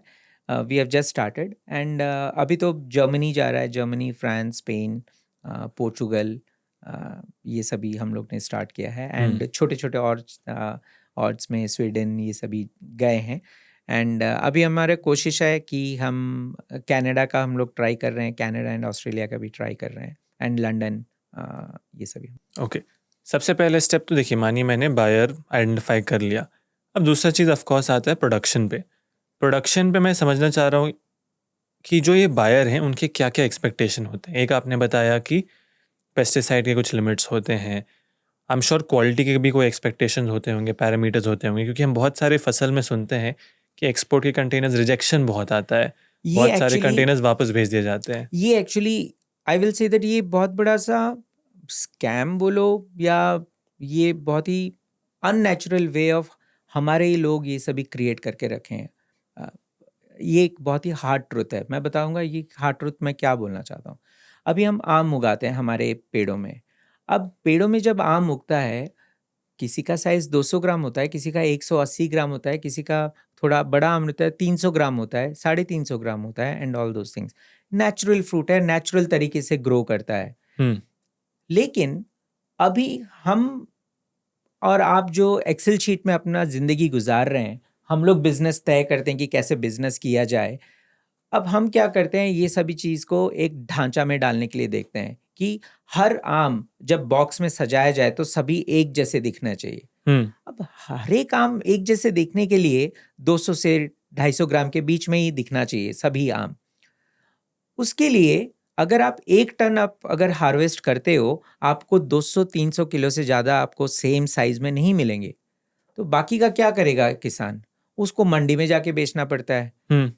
अब ये किसने रूल लगाया कि सब कुछ सेम साइज़ में होना चाहिए? अब ये जो ट्रेडर है वो रूल डालता है, प्लस हम लोग अनएक्सपेक्टेडली मार्केटिंग में भी हम लोग पिक्चर्स भी ऐसे ही दिखाते हैं, हर आम एक जैसा है और लोग भी उसी के वजह से हम बेचते भी हैं ऐसे कि 6 पीस आम, 12 पीस आम। अरे कोई अगर आम अगर आधा किलो का है, वो आम तो आम ही है, वही खेत में पैदा हुआ है, सब कुछ है, लेकिन उसको बेच नहीं कर सकते हैं क्योंकि वो ऑड मैन आउट दिखेगा एक डब्बे में अगर हम लोग डाल रहे हैं तो कंज्यूमर को हम दिखाते हैं कि हम आपको ऐसे देंगे, तो कंज्यूमर का थॉट प्रोसेस वैसे बन जाता है, तो कंज्यूमर भी सोचता है कि मुझे भी ऐसे ही चाहिए। बट अगर हम लोग जागरूक करें हमारे कस्टमर्स को, कस्टमर्स नॉट फार्मर्स, कस्टमर्स को, कि नेचुरल चीज़ है, नेचुरल तरीके से आप इसको कंज्यूम करो, ना कि फैब्रिकेटेड कि हर आम ऐसे ही दिखेगा, हर आम का साइज इतना ही होगा। बल्कि आज के दिन में सबसे बड़ा स्कैम मैं तो बोल रहा हूँ, ये जितने भी quick commerce and e commerce players ये हैं, ये सभी लोग सभी कस्टमर्स को एंड कस्टमर्स को यही बोलते हैं कि हम 2 आम भेजेंगे, 3 आम भेजेंगे, वेट इनका 200 ग्राम से 240 ग्राम होगा। जो ये डिज़ाइन किया है ये थॉट प्रोसेस, कभी वो फार्म को आके देखें कि वो 200 ग्राम से 240 ग्राम का आम कितने ऐसे बनते हैं, तो बाकी आम का करोगे क्या? आप तो ये सब छाट के ले लोगे, बेचारा फार्मर के पास वो जो रह गया 70-80% जो वो बाकी वो करेगा क्या उसका? उसको लेके वो मंडी में बेचता है। आपके साथ भी ये चैलेंज आता है? हाँ, 100%, क्यों नहीं? मेरा फार्म भी वही है, नेचुरल फार्म है। एक्सपोर्ट में ये एक्सपेक्टेशन लोग का रहता है कि एक ही साइज का हो, नहीं तो वो रिजेक्ट कर देंगे, वो पैक हाउस ही आपका रिजेक्ट कर देगा। तो फिर बाकी आम का क्या करते हैं? हाँ, तो फिर वो मंडी में जाके बेचना पड़ता है। तो नाउ व्हाट हैपेंस, आप मंडी में जाओगे, मंडी का रेट अलग रहता है, और आप जो एक्सपोर्ट करोगे या क्विक कॉमर्स को आप बेचोगे, उनका प्राइस आपको भले ही आपको लगेगा कि आप ज़्यादा में बेच रहे हो, लेकिन एवरेज तो आपका एकदम कम ही पड़ गया, क्योंकि आपका जो 60% 70% आपका जो नॉट इन एक्सपोर्ट क्वालिटी या क्विक कॉमर्स क्वालिटी नहीं बोलूँगा मैं, shape and size, shape and size की बात करूँगा मैं। ये तो हो गया, मतलब ऐसे हो गया कि सब कुछ सेम है तो हम लेंगे, नहीं तो हम लेंगे नहीं। एंड वो लेते भी नहीं है, बाय द वे। अच्छा, लेते भी नहीं है। अपीयरेंस एकदम पूरा नेचुरल फ्रूट्स होते हैं, कभी कहीं पे छोटा मार्क आ गया, कुछ हो गया, उससे कुछ खराब नहीं होता है। आउटर स्किन वैसे का पॉलिश रहना चाहिए। आई वोंट नेम ये, बट ऐसे भी है जो कि एक्सेप्टेंस के टाइम पे बोलते हैं मैंगो में एप्पल जैसे शाइन नहीं मिलता है। एप्पल जैसे शाइन क्यों आएगा? वो अलग है, ये अलग है। बट द थिंग इज, इतना ज़्यादा हार्ड स्ट्रिंजेंट पॉलिसीज बनाया गया है कि हमें एक्सेप्टेंस क्राइटेरिया ऐसे बनाया गया है कि यही साइज होना चाहिए, यही शेप होना चाहिए, यही कलर होना चाहिए, स्क्रैचलेस होना चाहिए, एक छोटा सा डॉट भी नहीं होना चाहिए, अगर है रिजेक्ट, अगर ये है रिजेक्ट। तो किसान आपके भाई साथ लोग, माल रिजेक्ट हुआ है? हाँ 100% हुआ है, ऐसे कुछ नहीं है। This is part and parcel of our any game. So this is what exactly we need to educate people. Consumer को भी एजुकेट करना है, ऐसे नहीं कि इन्हीं की गलती है, कंज्यूमर को भी एजुकेट करना चाहिए कि फ्रूट्स हैं, वेजिटेबल्स हैं, नेचुरल है। अभी आप बोलोगे भिंडी मुझे सेम साइज का ही चाहिए, 4 इंच की ही चाहिए, ऐसे कैसे होगा? भिंडी कोई 3 इंच का होगा, कोई 5 इंच का होगा। करेक्ट, बिल्कुल सही। वह मोटा आपको 1 इंच का ही ये रहना चाहिए, कोई थोड़ा सा लंबा हो गया रिजेक्ट, कोई ये हो गया मोटा हो गया रिजेक्ट। ऐसे नहीं होना चाहिए। ये कंज्यूमर्स को भी जानना चाहिए कि नेचुरल चीज़ें, natural vegetables, fruits and everything they should eat, जो मिल रहा है, जो आ रहा है एंड ऑल दोस। हाँ, क्वालिटी अच्छी होनी चाहिए, पैदाइशी उसका बहुत ही अच्छे से टेक केयर करके उसको ये किया जाए, रेसिड्यू फ्री होना चाहिए, पेस्टिसाइड्स फ्री होनी चाहिए, ये सभी चीज़ को देखना चाहिए। बट ये आप और हम लोग ही हैं जो एक्सेल शीट में जो ये सब पूरा बनाते हैं। ये रूल्स एंड रेगुलेशंस रखे हैं तो किसान भाई लोग को झेलना पड़ता है। और आपने एक और इम्पोर्टेंट चीज़ मेंशन किया था कि यदि कोई एक्सपोर्ट करना है तो सर्टिफिकेशन देना होता है, एम आई राइट? यस, 3-4 चीज़ हैं जो कि आपको, ये सर्टिफिकेट ऑफ ओरिजिन एक रहता है, देन फाइटो सर्टिफिकेट एक होता है। एक एक करके करते सर्टिफिकेट ऑफ ओरिजिन बोले तो? जो आपका लैंड है, कहाँ से ये पैदा हुआ है, कौन से जगह से हुआ है, तो सर्टिफिकेट एक ओरिजिन एक आता है, मैंडेटरी है वो? मैंडेटरी है। एंड अपेडा में आपको रजिस्टर करना ही करना है ताकि आपका पूरा आप क्या चीज़ यूज़ कर रहे हो, आप वहाँ से क्या इन्फॉर्मेशंस आपने हेल्प लिया है एंड ऑल दो थिंग्स, ताकि आप एक ट्रैक रहता है कौन सा फार्मर बाहर भेजने के लिए तैयारी किया है एंड ऑल, तो आपको अपेडा में तो रजिस्टर करना ही पड़ेगा। एक्सपोर्ट करने के लिए? हाँ, ये एग्जैक्टली। रजिस्टर में कैसे करूँ अपेडा में? Simple online? है, हाँ, ऑनलाइन जाइए, नहीं तो वो गांव में जो कोऑपरेटिव सोसाइटी उनके पास जाके आप उनका हेल्प लीजिए, नहीं तो अगर शहरों में रहते हैं आप डायरेक्टली अपेडा का ऑफिस होता है वहाँ पे जाके ठीक है, करवा लीजिए। Online is the best. अगर कोई किसी को तकलीफ है तो इन ये ऑफिस को जाके भी कर सकते हैं। समझ गया। फिर एक एक लाइसेंस लेना रहता है, इंपोर्ट एक्सपोर्ट लाइसेंस लेना रहता है, वो भी बहुत इजी रहता है। अगर आपके पास सब कुछ सर्टिफिकेट्स हैं, जैसे कि आपका पैन कार्ड हो, बैंक अकाउंट हो, आपका उद्यम सर्टिफिकेट हो, आपने रजिस्टर किया है, बाय द वे ये सभी रजिस्ट्री जो भी मैंने नाम लिया ये सब फ्री भी होते हैं। लेकिन अगर किसी को हेल्प चाहिए तो किसी का हेल्प लेके भी करवा लीजिए। ये कहीं पे भी बेचने के लिए काम आता है, चाहे आप क्विक कॉमर्स में बेचो या चाहे आप कोई भी माध्यम से बिजनेस करना चाहते हो, हर किसान को ये सभी चीज़ रखना चाहिए, ताकि एटलीस्ट वो, आज की दुनिया बहुत ज़्यादा टेक्नोलॉजी यूज़ करके ही बेचते हैं, तो कहीं पे भी अगर आप मान लो अमेज़न में बेचना है, बिग बास्केट में बेचना है, कहीं भी क्विक कॉमर्स में बेचना है, आपको ये सर्टिफिकेट तो ज़रूरत पड़ेंगे। तो मेरे मतलब से थोड़ा मेहनत करके इसमें भी काम कर लेना चाहिए। और दूसरा आपने बोला फाइटोज या क्या था? फाइटो सर्टिफिकेट वो एक क्या होता है। होता है? वो बेसिकली वो पूरा चेक करते हैं कि जो ये आम जो उगाया गया है वो कोई रेसिड्यूज, जो रेस्ट्रिक्टेड रेसिड्यूज, पेस्टिसाइड्स, वो सभी यूज़ नहीं हुआ है एंड ऑल दो थिंग्स वो चेक करते हैं। अगर सब कुछ इंटैक्ट है, प्लस ऑल द प्रोसेसेस, जो कि हॉट वाटर ट्रीटमेंट होना है, कितने गर्म पानी में या गामा रेडिएशन, ये सभी चीज़ कौन से कंट्री को जा रहा है, उसका एक प्रोसेस अपेडा ने सेट किया है। अगर वो सभी चीज़ फॉलो किया गया है तो फाइटो इंस्पेक्टर आपको एक फाइटो सर्टिफिकेट वो बैच के लिए देंगे। अच्छा, हर बैच के लिए, जो बैच एक्सपोर्ट होने वाला है, जो 1000 किलो जाने वाला है, हर बैच के लिए एक फाइटो सर्टिफिकेट बनती है। समझ गया। तो एवरी टाइम जो मेरा शिपमेंट जा रहा है खेत से लेकर के अपेडा से लेकर के कोई भी देश, तो ये फाइटो सर्टिफिकेट का प्लानिंग मुझे करना होता है। बाकी आपने बोला सर्टिफिकेट ऑफ ये ओरिजिन सभी चीज आपको पैक हाउस हेल्प कर देगा, आपको कुछ भी करने की जरूरत नहीं है। पैक हाउस जो अपेडा का। ने सेट किए हैं वहाँ पे सब कुछ, उनका एक प्रोसेस होता है, 1 2 3 ये पूरा प्रोसेस फॉलो कर लेते हैं। एज किसान भाई लोगों को कोई इसमें झंझट नहीं होगा। इनफैक्ट सब पैक हाउस आजकल बहुत ही फ्रेंडली होते हैं। सब इंफॉर्मेशन वो लोग ही आपको गाइड कर देंगे कि किया जा सकता है। एंड खाली इतना ही है कि इनिशियल इन्वेस्टमेंट लगता है, जो कि इनिशियल इन्वेस्टमेंट मतलब हर टन को भेजने के लिए आपको 7-8 लाख पॉकेट में रखना पड़ेगा पहले भेजने के लिए, एंड कलेक्शन आपका फिर बाद में होता है। कलेक्शन वो गारंटीड है कि हो जाएगा एक प्रकार से? यहाँ पे धोखाधड़ी ना हो इसीलिए गवर्नमेंट भी थोड़ा बहुत हेल्प करते हैं, बट आजकल एक तरीका निकाला गया है, लेकिन कितने परसेंटेज वो चीज़ को फॉलो करते हैं मुझे नहीं मालूम, इसके ऊपर मेरा आंकड़ा नहीं है। फॉर एग्जांपल आज के दिन में क्या हो रहा है कि आपने बायर को ढूंढा और आपने यहाँ पे तैयारी करके माल पहुँचाया, बायर आपको तब तक पैसे नहीं देता है जब तक वो माल देखा नहीं है। अब आप भेज नहीं सकते हो क्योंकि आपको नहीं मालूम कि वो देगा भी नहीं देगा, या जो भी है, आप ऑन व्हाट बेसिस आप बोलोगे कि बायर पैसे दे देगा। तो there is a mechanism called as escrow account खुला जाता है।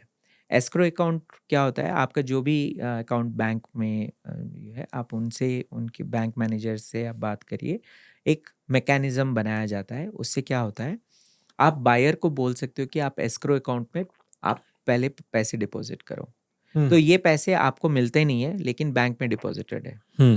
एंड आप जब माल उनको भेज दो, देन ओनली वो अगर आपको एक इंटीमेशन दे दे, वो आपके बैंक को बायर एक इंटीमेशन भेज देगा कि हाँ मुझे माल मिल गया है, तो आप वो पैसे को क्लेम कर सकते हो। So that is called as escrow account में आप पैसे डलवा के, so this is a good way. इससे you are saving from any forgery और एनीथिंग लाइक दैट. समझ गया। अब एक बहुत ज़रूरी सवाल है सर, किसको करना चाहिए एक्सपोर्ट, किसको नहीं करना चाहिए? आई थिंक वो भी समझना ज़रूरी है, क्योंकि आपको बहुत सारे कॉल्स आते हैं किसान के, मेरे साथ बहुत सारे किसान जुड़ते हैं, बहुत सारे किसान वीडियो देख रहे हैं। अब हर किसान सुन के बोलेगा कि 5 गुना ज़्यादा प्रॉफिट मिल रहा है तो मैं भी करूं। बट जैसे एक उदाहरण आपने दिया कि 7 से 8 लाख रुपए आपको होना चाहिए कम से कम हाथ में, ताकि वो कंटेनर का खर्चा तो निकल जाए, है ना? ऐसे ही शायद सारे किसान एक्सपोर्ट ना कर सकें, मतलब मेरा जो अंडरस्टैंडिंग, अगर इट अगर इज़ अगर वो. होता तो सब कर रहा होता सर। तो किसे एक्सपोर्ट करना चाहिए आम, और किसे एक्सपोर्ट नहीं करना चाहिए? ओके, अगर फर्स्ट ऑफ ऑल आप लोग का लैंड पार्सल बड़ा होना चाहिए. आप एटलीस्ट वो एक चीज़ आप देखो कि लैंड पार्सल बड़ा हो, क्यों? प्रोडक्शन. देखो, खाली 1 टन आम बेचने के लिए अगर आप निकल पड़े, तो बायर वहाँ पे बैठे नहीं है कि कोई 1 टन जो बेच रहा है उसके साथ वो बिजनेस करना चाहे. क्यों?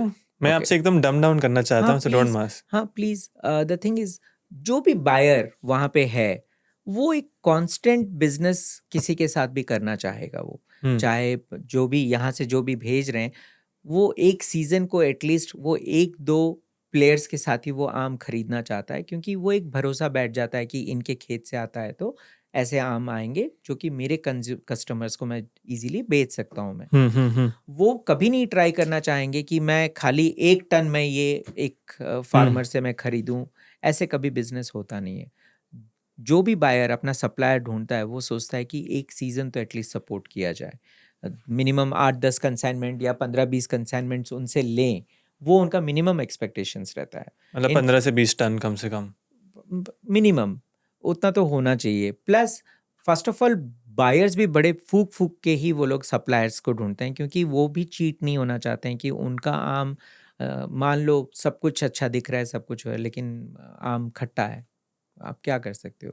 सो वो लोग भी इसीलिए अच्छे सेलर, मतलब अच्छे फार्मर्स के साथ ही जुड़ना चाहते हैं. इधर कोई पहले से कनेक्शन है या कोई रिकमेंडेशन दिया है या कुछ है, देन ओनली वो लोग भी उन्हीं के साथ जुड़ना चाहते हैं. तो कोई भी अगर मान लो यहाँ पे एक फार्मर है जो कि वो 1 टन ही बेच सकता है, तो उनके साथ मुझे नहीं लगता कि कोई बिजनेस कर पाएगा, क्योंकि ऐसे नहीं होता है कि खाली 1 टन के लिए कोई कनेक्ट अप करेगा या भरोसा करेगा या समथिंग. एटलीस्ट एक सीजन तक तो मिनिमम सपोर्ट उसको चाहिए होगा बायर को. कि सप्लायर, यहाँ से सप्लायर का मतलब है फार्मर, कि उसको वो सप्लाई कर पाए. तो आपके अनुभव में सर कितना कम से कम ज़मीन होना चाहिए एक्सपोर्ट करने के लिए आम? एनीथिंग अपवर्ड ऑफ 5 एकड़ मिनिमम रहना चाहिए, ताकि वो ये सब चीज़ में घुसे. अदरवाइज मुझे नहीं लगता कि बायर मिलना भी बहुत इजी है. बायर भी कोई भी अपना सप्लायर इतना जल्दी चेंज नहीं करता है. मतलब जो खरीदते हैं, वो कौन से किसान के साथ खरीदते हैं, वो एक उनका रिलेशन बना हुआ रहता है. आप नए अगर उसमें अंदर जाते हो, तो आपको टाइम लगेगा आपको बायर ढूंढने में, एक भरोसा जीतने में, एंड ऑल दोज थिंग्स. हम्म। और आपने ये बायर बिल्ड कर चुका है अपने लिए? अब मैं वहाँ पे रहता हूँ, तो वो मुझे थोड़ा बहुत इजी हो गया इन हम्म। टर्म्स ऑफ बायर का भरोसा जीतने में. क्योंकि इवन बायर्स भी ऐसे रहते हैं कि कौन से फार्मर के साथ उनका एक्सेसिबिलिटी हम्म। इजी है, किसको टच कर सकते हैं, किसको वो जानते हैं, या उनका कोई ऑफिस है ना, तो उनके लिए भी वो इजी हो जाता है भरोसा जीतना. So that has actually help me, वो वहाँ पे रहने के कारण. ये एक चीज़ है जो कि और एक चीज़ कर सकते हैं इनफैक्ट आम किसान भाई लोग, जो पैक हाउस होते हैं, पैक हाउस लोग बहुत सारे ट्रेडर्स को बेचते रहते हैं, अपने आम जो कि बाहर भेजते हैं. तो अगर किसान भाई लोग अगर पैक हाउस के साथ कनेक्ट अप करना चाहें, वो एक चीज़ है, क्योंकि वो तो आए दिन वो लोग आम खरीदते ही रहते हैं एंड ऑल दिस. तो वो एक चीज़ किया जा सकता है, जहाँ पे कि उनको थोड़ा सा आमदनी थोड़ा अच्छा मिल जाए. हम्म। आपके खेत में सर कौन से वैरायटी हैं आम के? एज ऑफ नाउ हम लोग 2 ही वैरायटी रखे हैं, अल्फांसो एंड केसर. हम्म। क्योंकि हम लोग ने देखा था कि ग्लोबली ये 2 ब्रीड को बहुत ज़्यादा मायने हैं. हम्म। एंड मैंने जो बोला था, एक राइट स्टोरी टेलिंग रहना चाहिए एक ब्रीड को आगे लेके जाने के लिए. So we are building up a story on this only Alphonso and Kesar. इसी के ऊपर हम आगे बहुत आगे लेके जाना चाहते हैं ताकि लोग या हर देश जाने कि यह भारत से आता है और ये one of the most popular fruit है.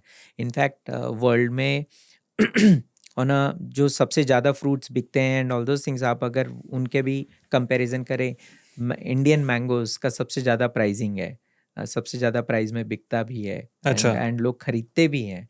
एंड जो खरीदते हैं वो एक्सपैट कम्युनिटी ही हैं जो सबसे ज़्यादा पैसे दे के खरीदते भी हैं.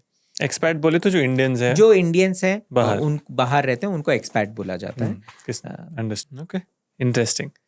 अभी सर थोड़ा टच बेस करना चाहूँगा आपके फार्मिंग पे, एक पर्टिकुलर मॉडल पे. ट्रेडिशनली जो खेती हम सुनते थे, जैसे हमने भी डिस्कस किया, 50 से 60 पेड़ आम के लगते थे प्रति एकड़. फिर आया थोड़ा हाई डेंसिटी, शायद उसमें कितने लगते हैं?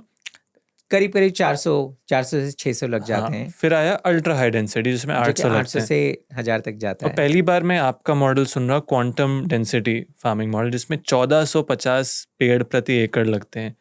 Right. अब किसी मामूली इंसान को आप बोलो तो ये सुनने में थोड़ा ऑफ बीट लगता है, इतने पेड़ कैसे लग सकते हैं प्रति एकड़.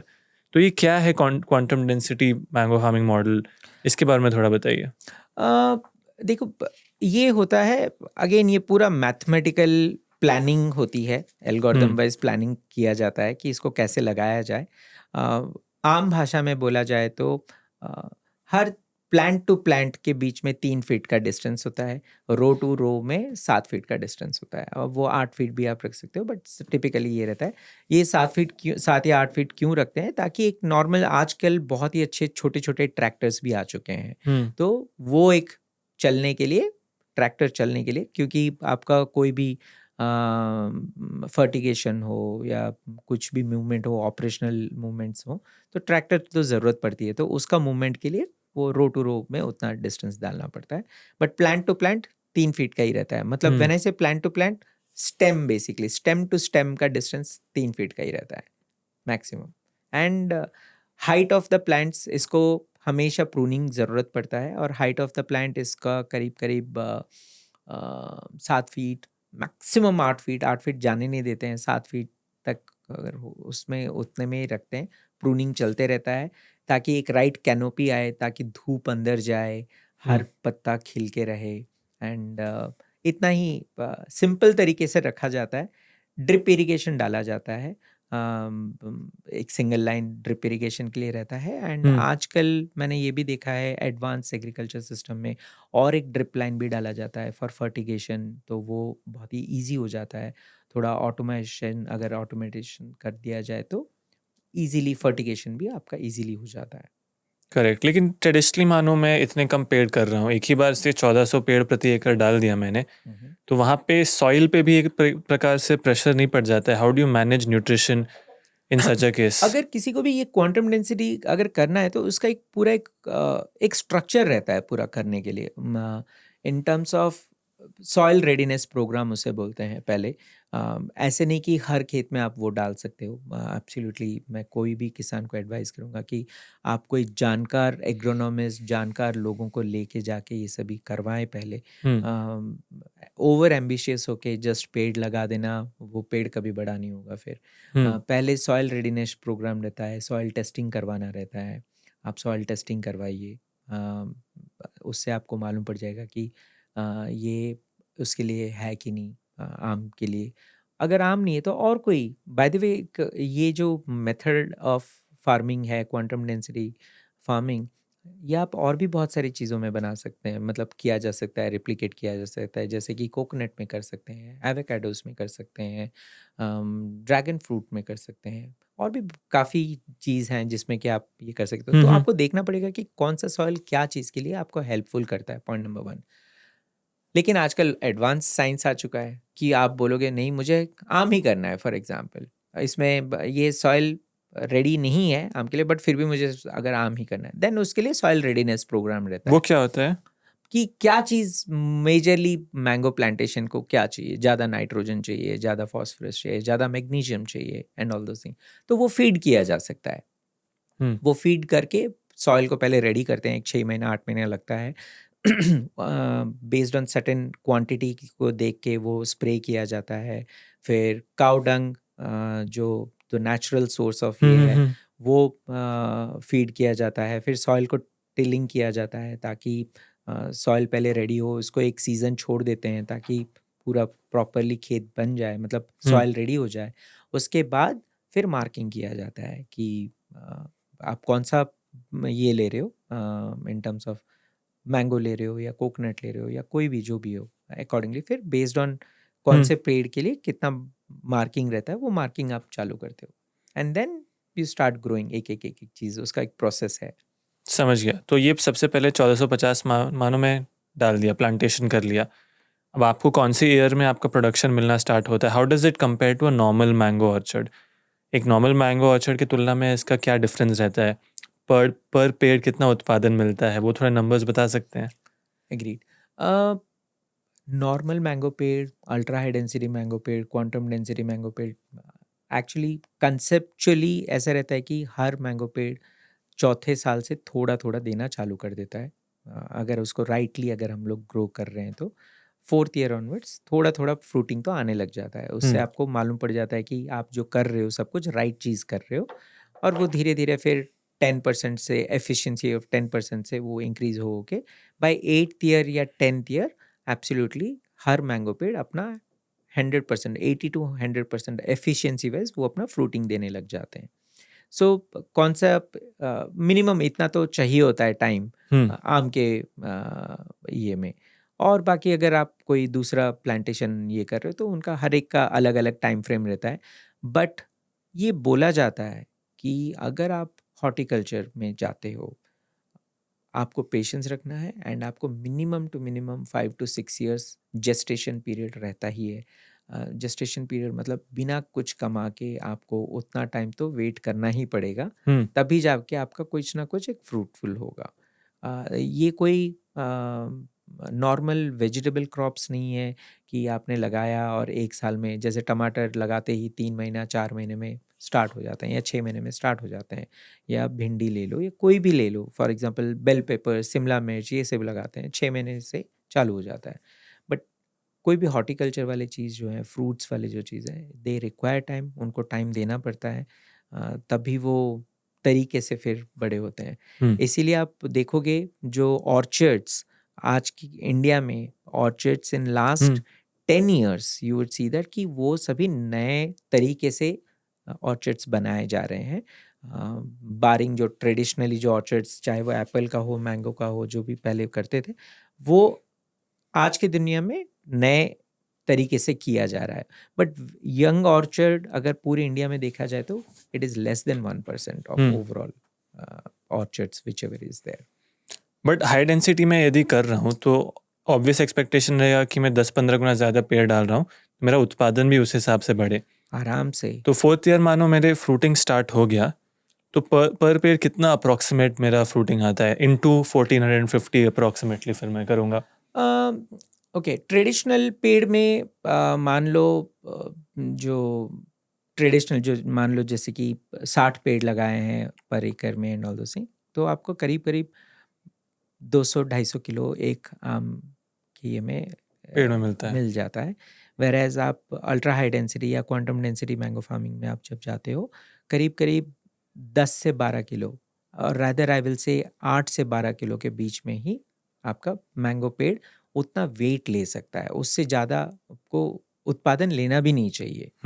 तो हो सकता है कि आपके प्लांट्स ज़्यादा दें, पर 8 से 12 किलो पर ईयर। यस, उससे ज़्यादा आपको फ्रूटिंग लेना भी नहीं चाहिए। इनफैक्ट आपको जब बड स्टेज में आ जाएगा, अगर ओवर फ्रूटिंग होके भी है तो उसको तोड़ देना चाहिए। इनफैक्ट एक थ्योरी है कि हर बंच में अराउंड 2-3 फ्रूट्स ही रहना चाहिए। दैट विल एक्चुअली गिव वो हेल्थ ऑफ द प्लांट को बहुत बरकरार रखता है।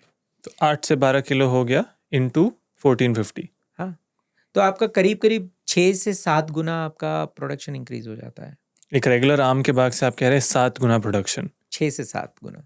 तो उसमें आपने बोला, दोबारा कैलकुलेटर लाते हैं, मेरा नंबर्स में ट्रैक रख नहीं पाता इतने सारे एक बार में, उसमें आपने बोला 60 से 70 पेड़ प्रति एकड़। हाँ एंड प्रति पेड़ मेरा रफली 250 किलो. हाँ. सो 250 इंटू 60 हो गया, तो रफली 15,000 किलो, जिस 15 टन. उतना आता नहीं है. करीब करीब कितना 4 से 5 टन से ज़्यादा नहीं आता है on a traditional.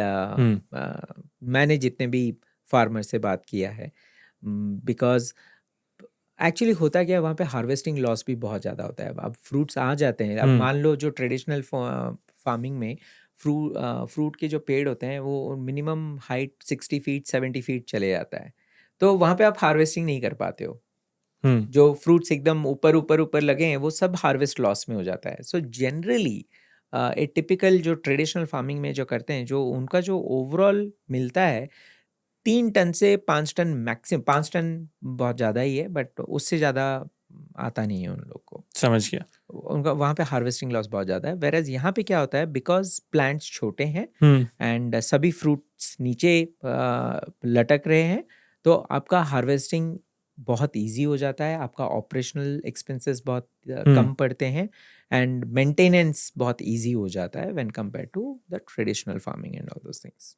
Got it. So 1450 plant अगर मैं 12 किलो पर प्लांट लूँ तो 17 टन के आसपास 17,400 केजीज आता है. मैं again these are on again आज की दुनिया, आज के जो दौर के जो बच्चे लोग हैं वही करते हैं, एक्सेल शीट में घुस जाते हैं.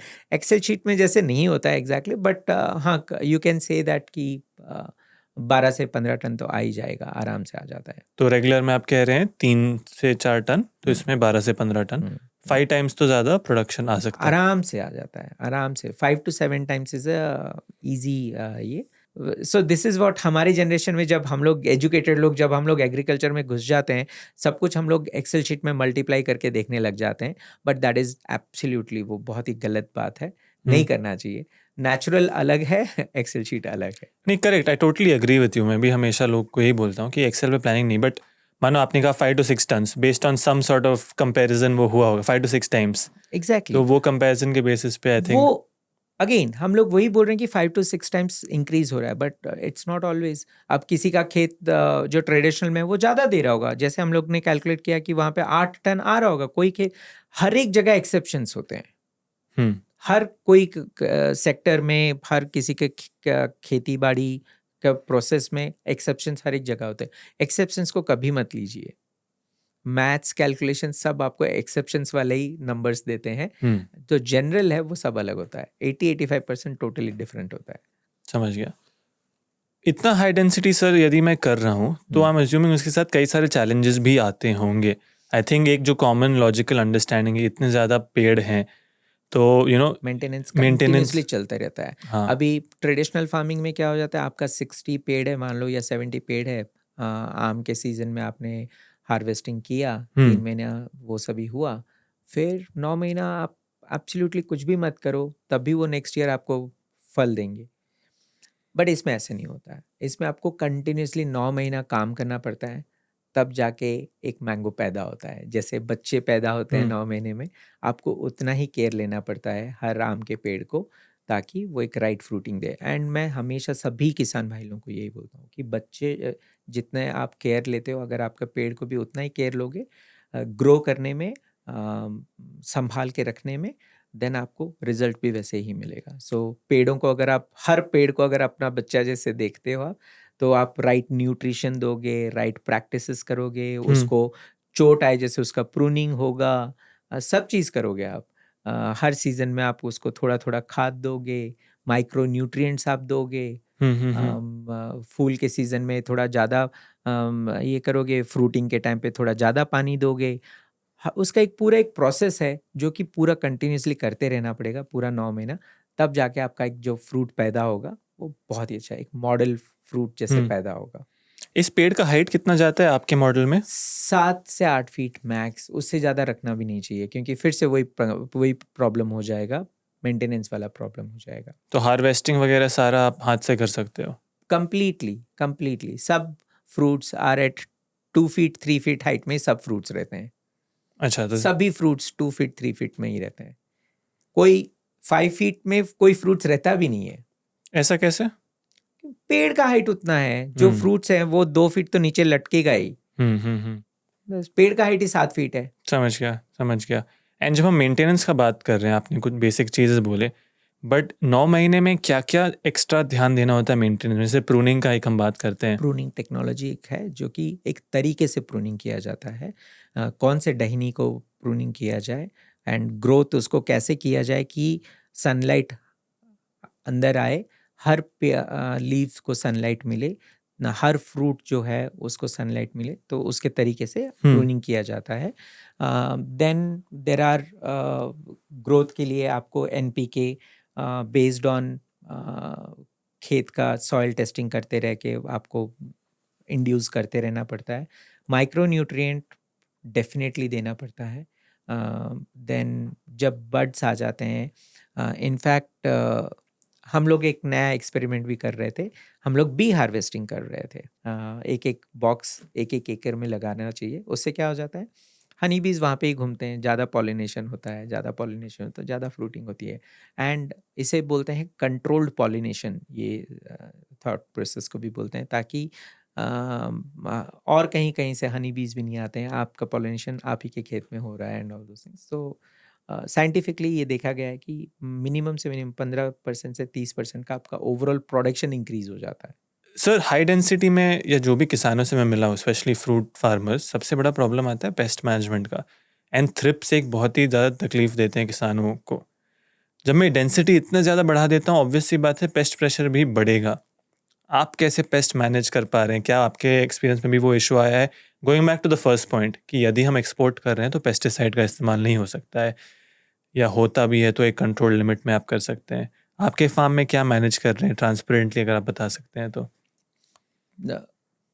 अगेन इसको हम दो चीज़ में डील करते हैं। एक होता है बहुत ही साइंटिफिक वे में इसको डील करने के लिए, then you need lot of knowledge and everything. मैं तो टेक्नोलॉजी से हूँ, मैं ज़्यादा नॉलेजेबल, बहुत ज़्यादा नॉलेजेबल नहीं हूँ। तो मैं हमेशा देखते रहता हूँ कि जुगाड़ प्लस आम लोग कैसे इसको रिजॉल्व करें, इसको ये कैसे सॉल्व किया जाए। बट बिफोर मैं ये सोल्यूशन मैं बताऊँ, एक बहुत ही इंटरेस्टिंग सा एक स्टोरी हुआ है।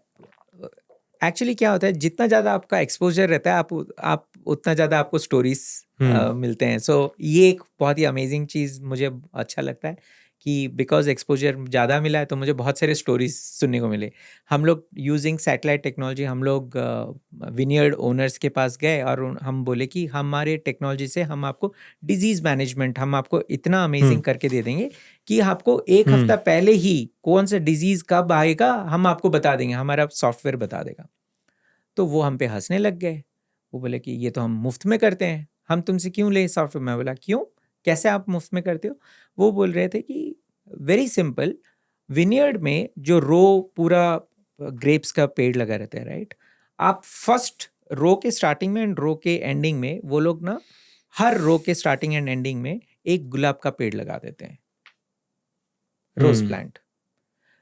कोई भी वर्ल्ड में कहीं पे भी, अगर कहीं पे भी विनियर्ड के कोई भी सेक्टर को अगर कोई डिजीज आउटब्रेक होने वाला है, फर्स्ट डिजीज रोज प्लांट को होगा।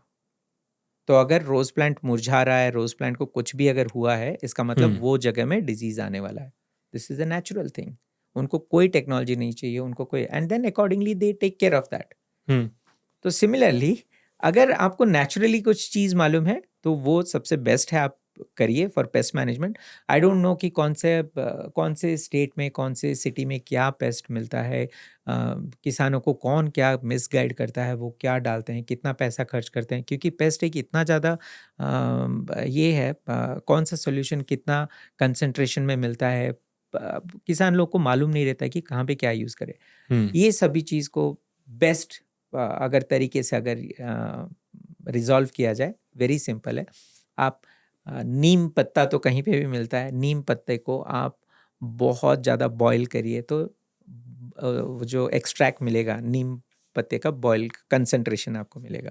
इधर दैट, नहीं तो आप नीम ऑयल 1 लीटर, इधर ये कंसंट्रेशन जो गर्म पानी है, बहुत ज़्यादा ये करने के बाद जो गाढ़ा पानी रह गया, वो पानी, नहीं तो नीम ऑयल कोई भी आप 1 लीटर लीजिए इधर ऑफ, एंड आप वो 100 लीटर नॉर्मल पानी या 200 लीटर नॉर्मल पानी में मिला दीजिए। उसमें एक 100 ml शैम्पू डाल दीजिए, कोई भी शैम्पू, जो भी लोकल शैम्पू जो भी मिल रहा है वो शैम्पू डाल दीजिए। बस इसका मिक्स करिए एंड आप स्प्रे कर दीजिए। हर महीना एक बार ऐसे स्प्रे कर दीजिए। इसमें ज़्यादा खर्चा भी नहीं है आपका। नीम ऑयल जनरली 400-500 रुपए में मिल जाता है, नहीं तो आप नीम पत्ते को ही आप बॉयल कर लो, उसका एक्सट्रैक्ट निकालो, पानी में डालो और स्प्रे करवा दो, दैट्स इट। देखना आपके यहाँ पे कोई भी ज़्यादा डिजीज़ नहीं है। मैं नहीं बोल रहा हूँ कि ये 100% प्रूफ है, बट ऑर्गेनिक वे में ये आप इसको डील करके कंट्रोल कर सकते हो फॉर श्योर। व्हाटएवर मेरा 4 साल का नॉलेज है, आई हैव सीन दैट कि इससे ज़्यादा और कुछ होता नहीं है, आराम से सब कुछ रिजॉल्व हो जाता है। आप सर जब मैंगो फार्मिंग में आए, एग्री बिजनेस में आए, एक विजन के साथ आए होंगे, जैसे हम डिस्कस कर रहे थे। बहुत सारे किसान आज हैं जो शायद उतना सक्सेसफुली नहीं कमा पा रहे हैं, या फिर उनको लगता है कि इतना बिजनेस का या प्रॉफिट का स्कोप नहीं है। लेकिन जब आप स्टार्ट किए एक सर्टन विजन के साथ आए कि मुझे अपना करंट बिजनेस जो है या करंट लाइफस्टाइल वो सस्टेन करना है, तभी मैं खेती करूँगा। क्या आपको लगता है वो मुमकिन है कि जो बाकी कॉर्पोरेट में या टेक्नोलॉजी में लोग कमा पा रहे हैं, एग्रीकल्चर में अगर सिस्टमैटिकली किया जाए, क्या वो उतना ही कमा सकते हैं? I would say 80-90% this is a predictable business. Specially again मैं ये नहीं बोलूँगा कि हर पार्ट ऑफ इंडिया में ये सही बात है, क्योंकि नेचुरल कैलामिटीज़ भी बहुत सारे हैं। अभी आप एकदम कंप्लीट टॉप नॉर्थ में चले जाओ, आए दिन आजकल क्लाउड बस्ट होने लग गए हैं, ग्लोबल वार्मिंग हो रही है, अनप्रेसिडेंट बाढ़ आ रहे हैं, जो कि हम जब 1995 में या 2000 में थे, मैं इतने नंबर ऑफ क्लाउड बस्ट में कभी नहीं सुनता था। मैं आज के दिन में मैं सुनता हूँ, इतने सारे बाढ़ सुनता हूँ, तूफान सुनता हूँ, ये सभी चीज़ उतना पहले नहीं होता था, जो कि धीरे-धीरे बढ़ गया है। तो ऑब्वियसली ग्लोबल वार्मिंग तो हो रही है। लेकिन there are certain part of the place in India also, जैसे कि मान लो डेक्कन प्लेटू, ये वन ऑफ द बेस्ट जगह है जहाँ पे कि कोई नेचुरल कैलेमिटीज़ कुछ नहीं होती हैं, तूफ़ान नहीं आता है, आंधी नहीं आती है, बाढ़ नहीं आता है, बहुत ज़्यादा धूप के कारण डेजर्टेड कभी ऐसे कुछ नहीं होता है।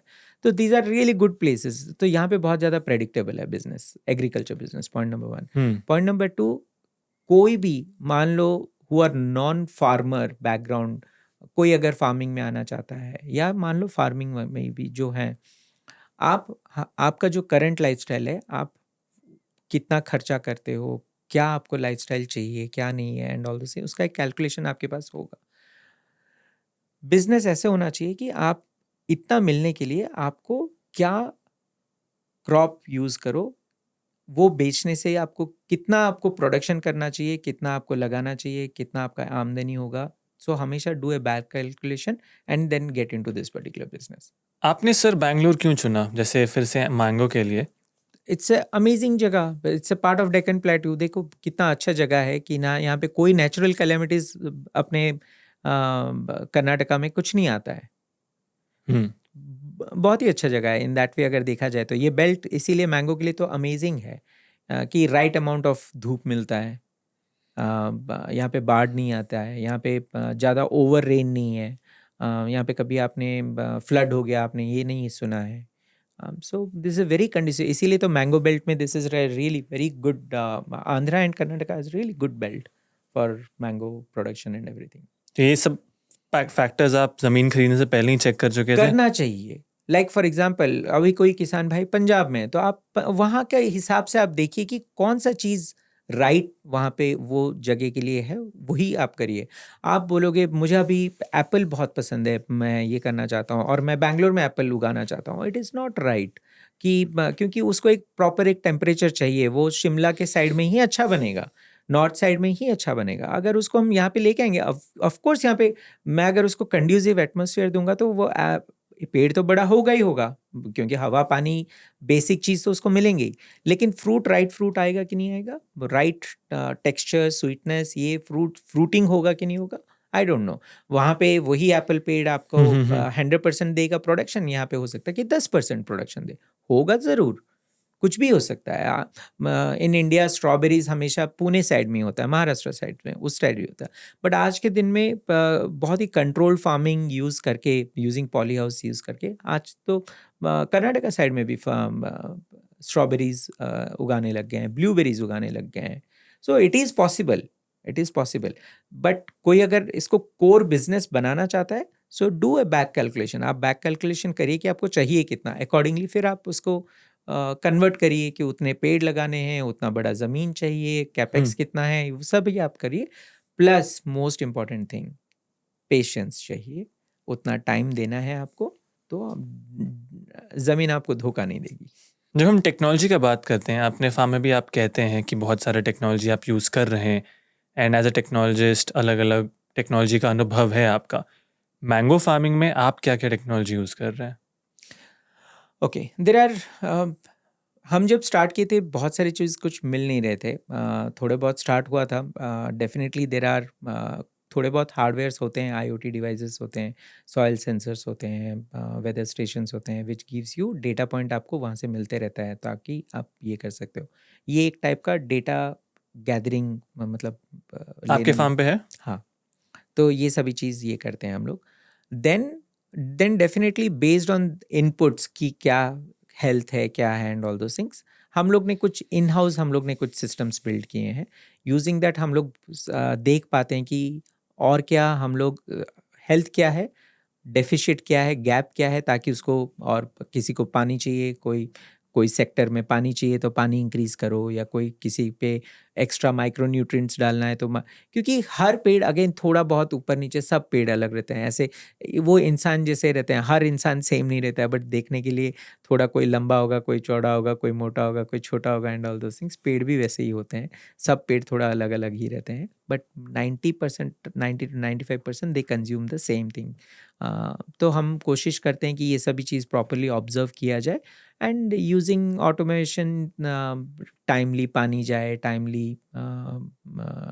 फर्टिगेशन जाए, ये सभी चीज़ मॉनिटर करते रहते हैं, डेटा कलेक्ट करते रहते हैं, सो दैट कहीं पे कुछ गलत हुआ तो नेक्स्ट ईयर या नेक्स्ट टाइम के लिए हम उसको रेक्टिफाई करने के लिए, ये सभी चीज़। पहले डेटा कलेक्ट कुछ नहीं होता था, डेटा कलेक्ट करने के लिए माध्यम नहीं होते थे, आजकल बहुत हो चुके हैं। तो it becomes much more easier to manage, कि डेटा मैनेज किया जाए और उसके ऊपर डेटा पे थोड़ा बहुत काम करके राइट चीज़ फीड किया जाए। बस दैट्स इट। हम पेड़ों को क्या कर सकते हैं, खाली राइट चीज़ फीड किया जा सकता है, एंड राइट केयर लिया जा सकता है, बस। एंड देन तो जो बहुत ही आप सिंपल है। हम्म, एक्चुअली बहुत कॉम्प्लिकेट करके रखा गया है, but farming is actually very simple.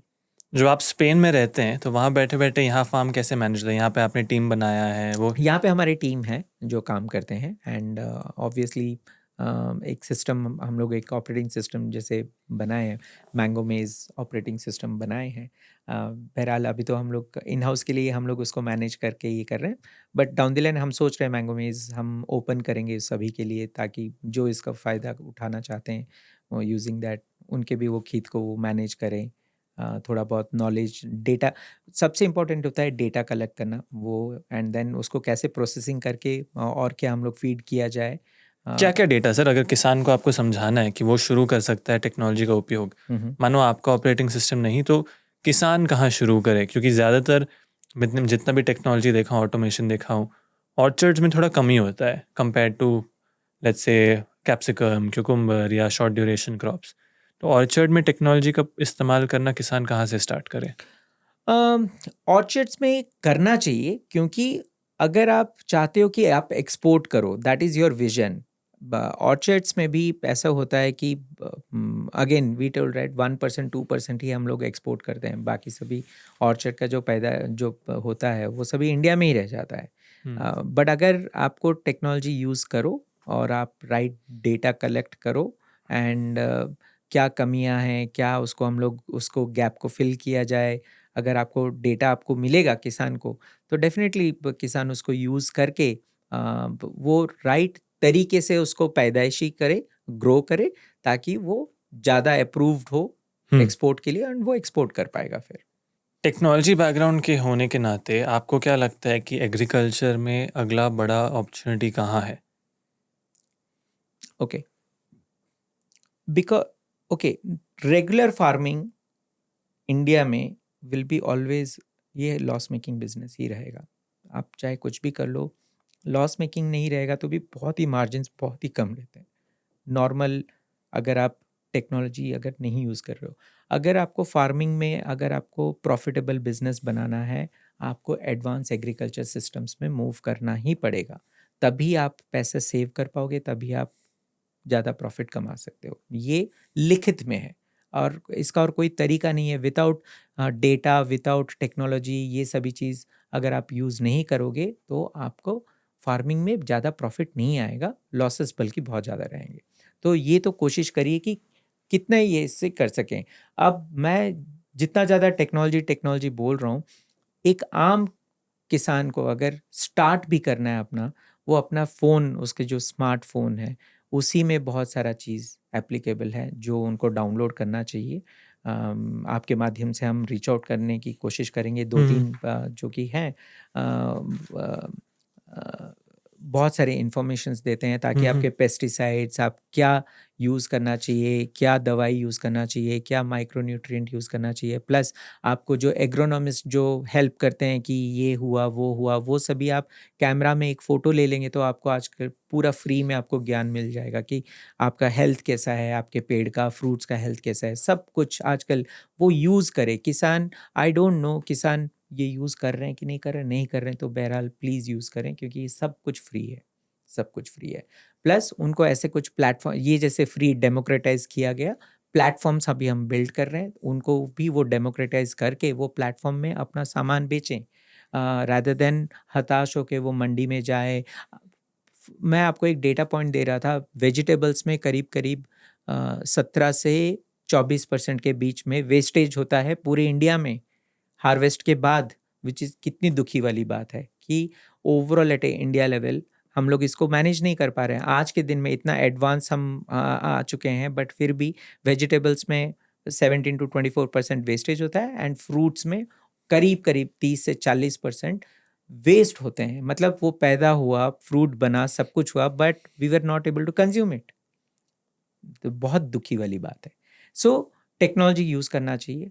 Technology से क्या होता, राइट बायर्स मिलते, राइट सेलर्स होते, प्लेटफॉर्म्स बनता, एक्सप्लॉयटेशन कम होता, फार्मर्स को राइट एम्पावर मिलके उनको राइट प्राइस मिलता। सो ये सब चीज़ के लिए कोशिश कर रहे हैं हम to build something like that.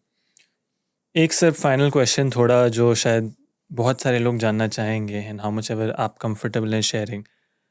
आज जो इकोनॉमिक्स होते हैं आपके, आपने इतना रिसर्च किया, आप एक हाई डेंसिटी फार्म लगाए, उसका खर्चा कितना हुआ आपका इतना बड़े एरिया में, एंड उसका अर्निंग पोटेंशियल कितना है, कितना आप कमा सकते हैं, आपका विजन क्या है कि इतना कमाया जाए, और आज आप कहाँ हैं, ये नंबर्स अगर आप लोग को शेयर कर सकते हैं just as a general understanding, then I think काफ़ी उनको भी क्लैरिटी मिल सकता है ऑन द पॉसिबिलिटी। ओके, इसका ऐसे नहीं कि मैं कोई नंबर रिवील नहीं करना चाहता हूँ, बट इसका बहुत ही ज़्यादा वेरिएशंस हैं। ये मैं वेरिएशन अभी मैं समझा देता हूँ कि क्या क्यों वेरिएशन है। इसका एक सिंपल उदाहरण है। अगर ये क्वेश्चन अगर ऐसा है कि मैं एक 1 BHK खरीदना चाहता हूँ इंडिया में तो कितना पैसा होगा? अब ये काफ़ी बड़ा ब्रॉड लाइन क्वेश्चन है कि अगर हम बैंगलोर में खरीद रहे हैं मैं तो तो उसका आपके 1 BHK का पूछ रहा हूँ। मेरा वाला मैं वही मैं हाँ। बोलूँगा डेफ़िनेटली, क्योंकि इसमें कैपेक्स अलग है, क्योंकि ये सिटी बैंगलोर जैसे शहर के सिटी के आसपास है तो लैंड प्राइस ज़्यादा है, उसके हिसाब से कहीं पे अगर लैंड प्राइस कम है तो उसका कैपेक्स अलग हो जाएगा।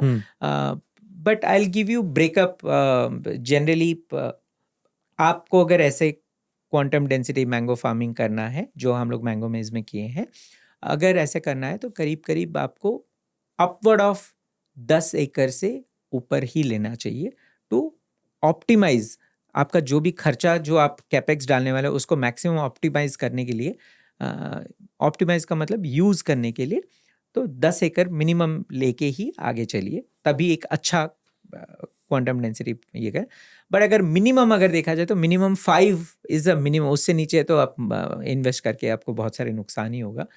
बट 10 है तो is good to start with.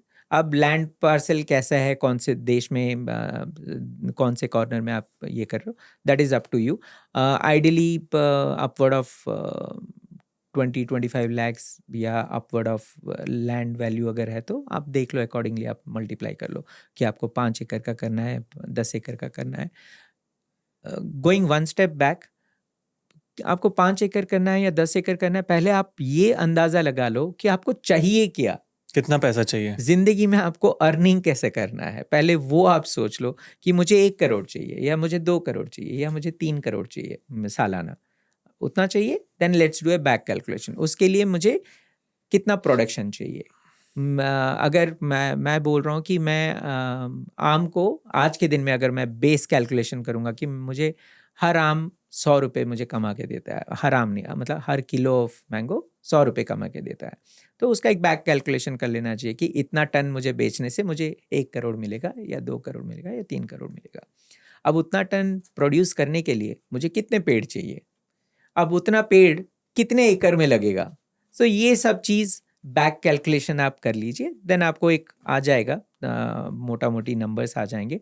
ये तो हो गया एक्सेल शीट इसका, लेकिन 70 to 80% प्रोबेबिलिटी लेके ही चलिए, from a production point of view, from loss management point of view and all those things. So that will give you a fair amount of idea कि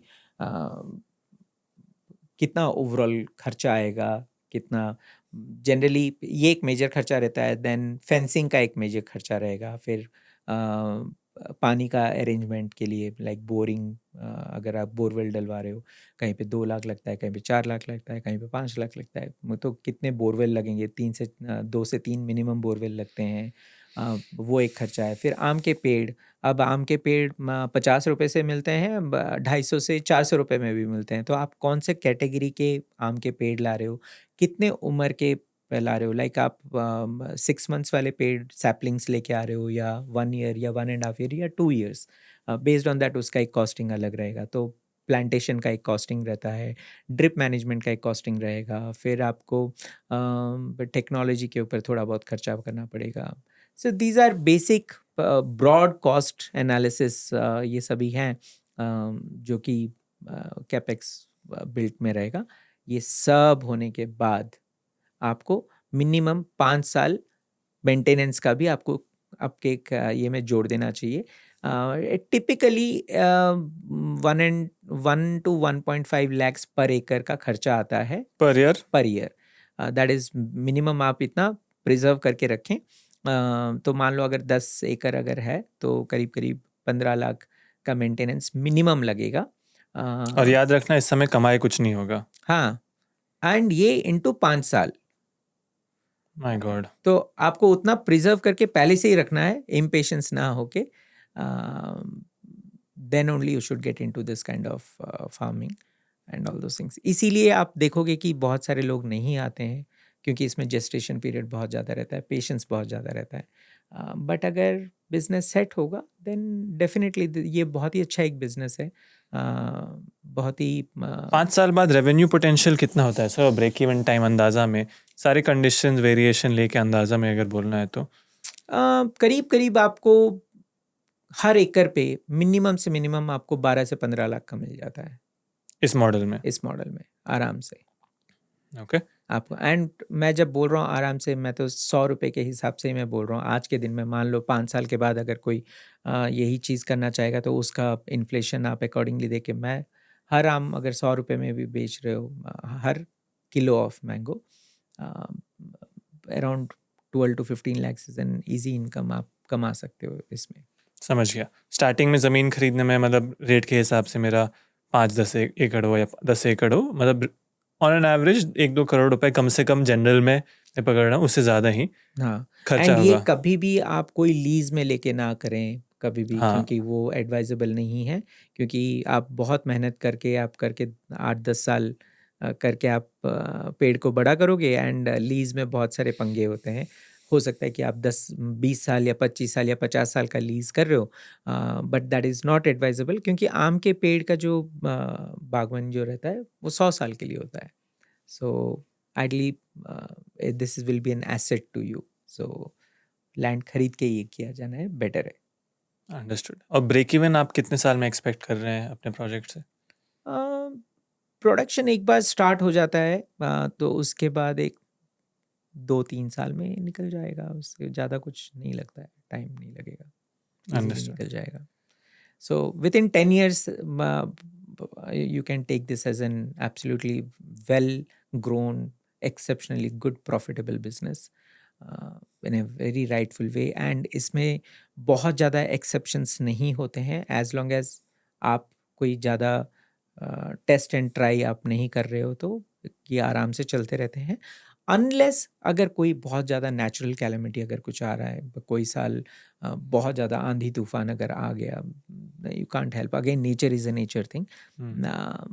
इसीलिए बोलते हैं कि कोशिश करिए कि आपका कौन सा जगह है, आप बेस्ड ऑन दैट देख के ही करें। ऐसे नहीं कि हर land is acceptable for quantum density mango farming और समथिंग, लेकिन ऐसे बहुत सारी चीज़ें, कंट्रोल्ड पॉली हाउस यूज़ करके आप बहुत सारी चीज़ ये कर सकते हैं। एंड आजकल पॉली हाउस भी बहुत अमेजिंग जुगाड़ वाले भी पॉली हाउस भी आए हैं, अच्छे वाले भी आए हैं, बेस्ड ऑन कैपिटल आप ये कर सकते हो। एंड कंट्रोल फार्मिंग, मैं तो I am very fond about that, क्योंकि बहुत सारा फैक्टर्स जो अननोन फैक्टर्स होते हैं वो आप कंट्रोल कर लेते हो, उससे आपका प्रोडक्शन जो आप सोच रहे हो 70-80% ऑफ प्रोडक्शन आप ले सकते हो। सो अगर कहीं पे अगर कुछ हो सकता है तो छोटा किसान अगर सोच रहा है तो ideally going for a controlled farming, जो कंट्रोल्ड पॉली हाउस करके अगर उसका कुछ कर सकते हैं तो दैट वो भी बहुत ही अच्छी बात है।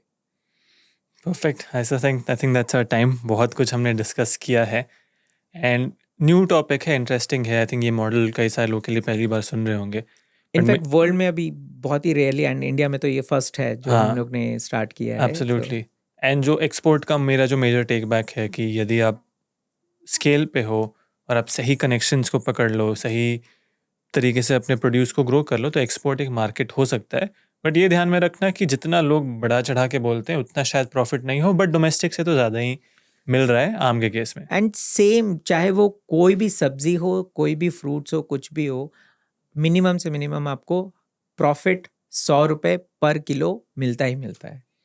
चाहे वो आप भिंडी बेचो, चाहे आप आम बेचो, मिनिमम इतना आपको मिलेगा। प्रॉफिट की बात कर रहा हूँ, यूरोपियन मार्केट्स में हम बात कर रहे हैं। हाँ हाँ हाँ। Perfect. Thank you sir for sharing your experience. We will catch up soon and I उम्मीद करता हूँ कि जो भी आप कर रहे हैं it takes good shape and बाकी किसान भी इससे सीख सकें। Thank you and yeah will see you soon. Thank you so much.